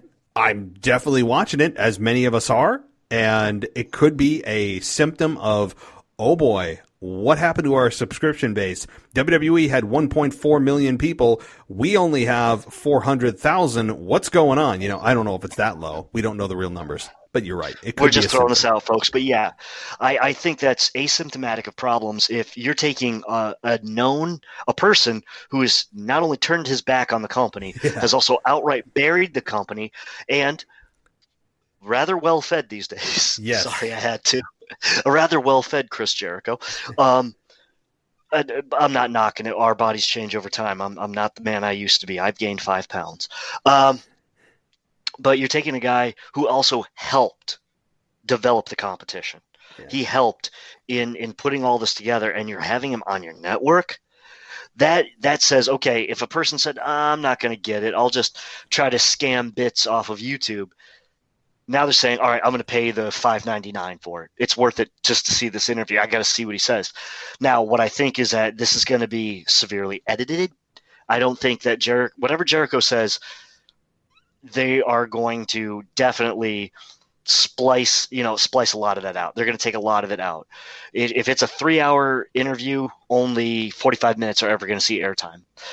That's number one. Number two, whatever makes it to YouTube is going to be heavily protected. If it's on YouTube for like 20 minutes, WWE or Peacock is going to find a way to remove it right away. Yeah. Because I think they are going to get more people who want to see that, especially your hardcore fan. Your hardcore fans are the ones who are not jumping to Peacock. I haven't bought the subscription yet. Have you? Yeah. I've already caved into it. Yeah. I've been a little busy, but you already know what's going on with my personal life. Agreed. With my work, I just didn't have time. And honestly, I haven't had a reason to jump through that flaming hoop yet. There's been nothing to entice me with it yet. I mean, Mania is coming, and of course, I'll probably get it for Mania and for future pay-per-views and such, and for the sake of this show, and for our listeners, of course, I'm going to have it. But if I wasn't on the show with you, would I wait maybe 6-7 months to get it? Absolutely. Would this be something to make me want to watch it? Yes. This would be a reason for me to plunk down $5.99 and get it, because if it's not severely edited and he has a lot of things to say and they're going to let him say whatever he wants, this could be I think it's going to outdraw WrestleMania as far as getting people to switch over. That's what I'm trying to say, as long as I'm not tripping over my own tongue. It's huge. I don't think people realize how big this is. I mean, but like you said, do the editors come in and cut out this and this and this and this, so you're really left with a super watered down, not so bad Jericho podcast or Stone Cold podcast, the Broken Skull Sessions. I mean, I want it unfiltered, unedited. Don't touch it. Let things go. Part of it, and I think they know that the fans are looking for that. They know that that WWE is probably going to edit it, and they're going to edit out the things that they don't want to be known to the public about, maybe Jericho sharing some personal information about Vince or sharing personal stories. At the same time, Stone Cold's kind of in a weird spot. He's got the Legends contract with WWE. He knows that Jericho knows that he can't ask the questions that perhaps could bury WWE, but you also have to kind of be fair about asking the questions fans want to know about and want to hear some of the dirt. It's a very, very conflicting interview of goals, and you're also promoting it on the WWE network. I want to know how this turns out. Like I said, if you don't already have the subscription, I mean, you got to get it for just this alone. I mean, there's only one way they could screw this up, and that's, you're the mediator of this whole thing's going to have to be Baron Corbin. I'm sorry, I had to. No. If there's a way to straight shoot this into mediocrity, bring in Corbin, It's with appearances by Bad Bunny and Logan Paul. This to me, if it's, say it's only 45 minutes, which usually these Broken Skull sessions are topping out. They usually top out about an hour. You're going to have to talk AEW. They're going to have to talk about Kenny Omega. They're going to have to talk about Tony Khan. They're going to have to talk about competition, why he did it. Because that's going to be the stuff people want to know. He's come out openly and said the reason he went to New Japan is because it was a recruiting purpose for Vince McMahon to try to get Kenny Omega. And instead, the whole thing backfired, and he ended up teaming up with people to start the competition. Now, mind you, the ideas they have are not doing the greatest thing in the world. They have the potential in the world to be the greatest thing and right all the wrongs in professional wrestling. Instead, they're swimming in the same pool, and that's just the dumbest thing. But with it being said, the information is what people are going to tune in for, to hear the competition talked about, to hear why he did it, and not on his show, but to be on a WWE produced show. And if Stone Cold can get away with saying what he wants, you have two people who can talk without a script at all ever. So to let them say what they want to say and just brush over bullet point questions, but get in depth on it, I think it's going to sell more conversions from the old network to Peacock than WrestleMania will. I'd love to know the streaming numbers on this after like 30 days. I mean, it's going to be through the roof. My fear, though, is that WWE or even Stone Cold, understandably at the same time, would only maybe like 90% of the interview is just going through Chris Jericho's career, how he came up, some stories about WWE, and then the last 10% is like what we all tuned in to hear. I mean, yes, Chris Jericho has had a hell of a career in WWE. He'll probably go through his WCW run as the Lionheart. Oh, yes. He'll go through all that, how he came up, how he came to WWE, debuting as the Y2J character against The Rock, if anyone remembers that. He'll he'll debut he'll go, of course, on that, and what ended up leading to his departure from WWE, as he usually does. He goes in usually chronological order of that individual's career. But we all want to get to, as interesting as that may be, we all want to get to what led you to go into AEW. How are things going there? What's going on? Why did you leave? Like, we want to know that stuff, right? But I have a feeling it's going to be about 75, 80% or more about WCW and WWE. Yeah, and that's the bait and switch they're going to hit us with. It'll be like the last question. How are things over in AEW? It'll be like the final question. Yeah. Yeah, like tell us. So you were in New Japan for a while. Instead of talking about going there to face Omega, he'll talk about like his time as portraying the evil Liger, the super Liger character, which was only one match or something like that. So we'll waste 15, 20 minutes of airtime talking about how he couldn't see through a mask and it was a big bomb. So we went back to WCW. We'll get spoon-fed that and force-fed that. And, of course, they own the rights to a lot of Smoky Mountain stuff, so they'll talk about tagging with Lance Storm as the Thrill Seekers and that kind of thing, and the ECW stuff. Once it comes to AEW, it's going to be one, maybe two questions tops. And thank you. Tune in next week when we have I could see that. Somebody, like the great Khali on. No. Mm-hmm. So that – but I if anybody could contact myself or you on Twitter – I would love to know if you can find these streaming numbers and what, since the announcement of Jericho being on there, how many more Peacock streaming service subscriptions have been added. Of course, also it's skewed because how many people are just getting Peacock for Peacock and not for WWE. That's the thing you don't know. You don't know when you sign up. You don't say what made you purchase this. Was it the edition of the Stone Cold Broken Skull? Like, you don't know. So, let's put DJ Kuzmo on this. He'll dig it up for us. That's your call, DJ. I know you're listening. So, yeah. But yeah, that's. I think that was things aren't going so well, and so now we have to pull out a big gun, and that's the big gun. Yeah, it is. When I saw that, I'm like, what?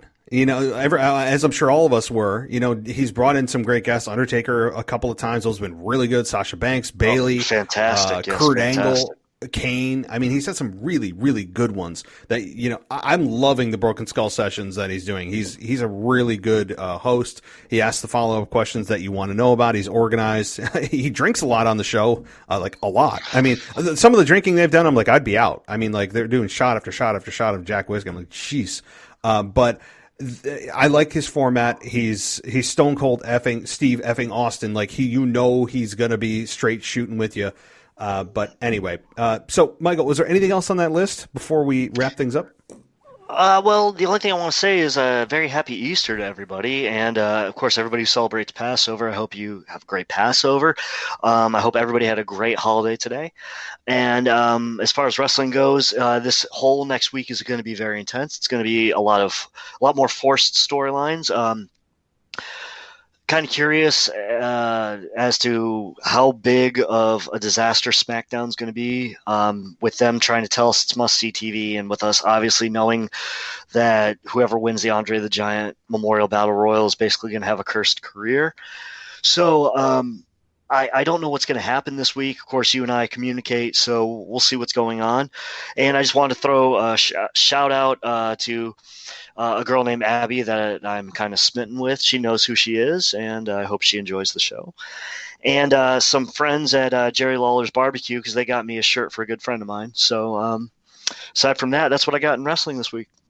Awesome. Well, Michael, I'm sure you and I will be in contact. It is the biggest wrestling week of our lives. I mean, this is the 1 week out of our 52 that is our Super Bowl of wrestling, even if you and I and others aren't super excited about the card and some of the storylines. Setting the bar so low does it make it easily exceedable. So perhaps we'll be pleasantly surprised by WWE. I'm not going to crap on it before things happen. I will still go into this pay-per-view with an open mind and hopefully be surprised. But you and I will be in touch in short order, I'm sure, as we get closer and closer, as WrestleMania is, 6 days away?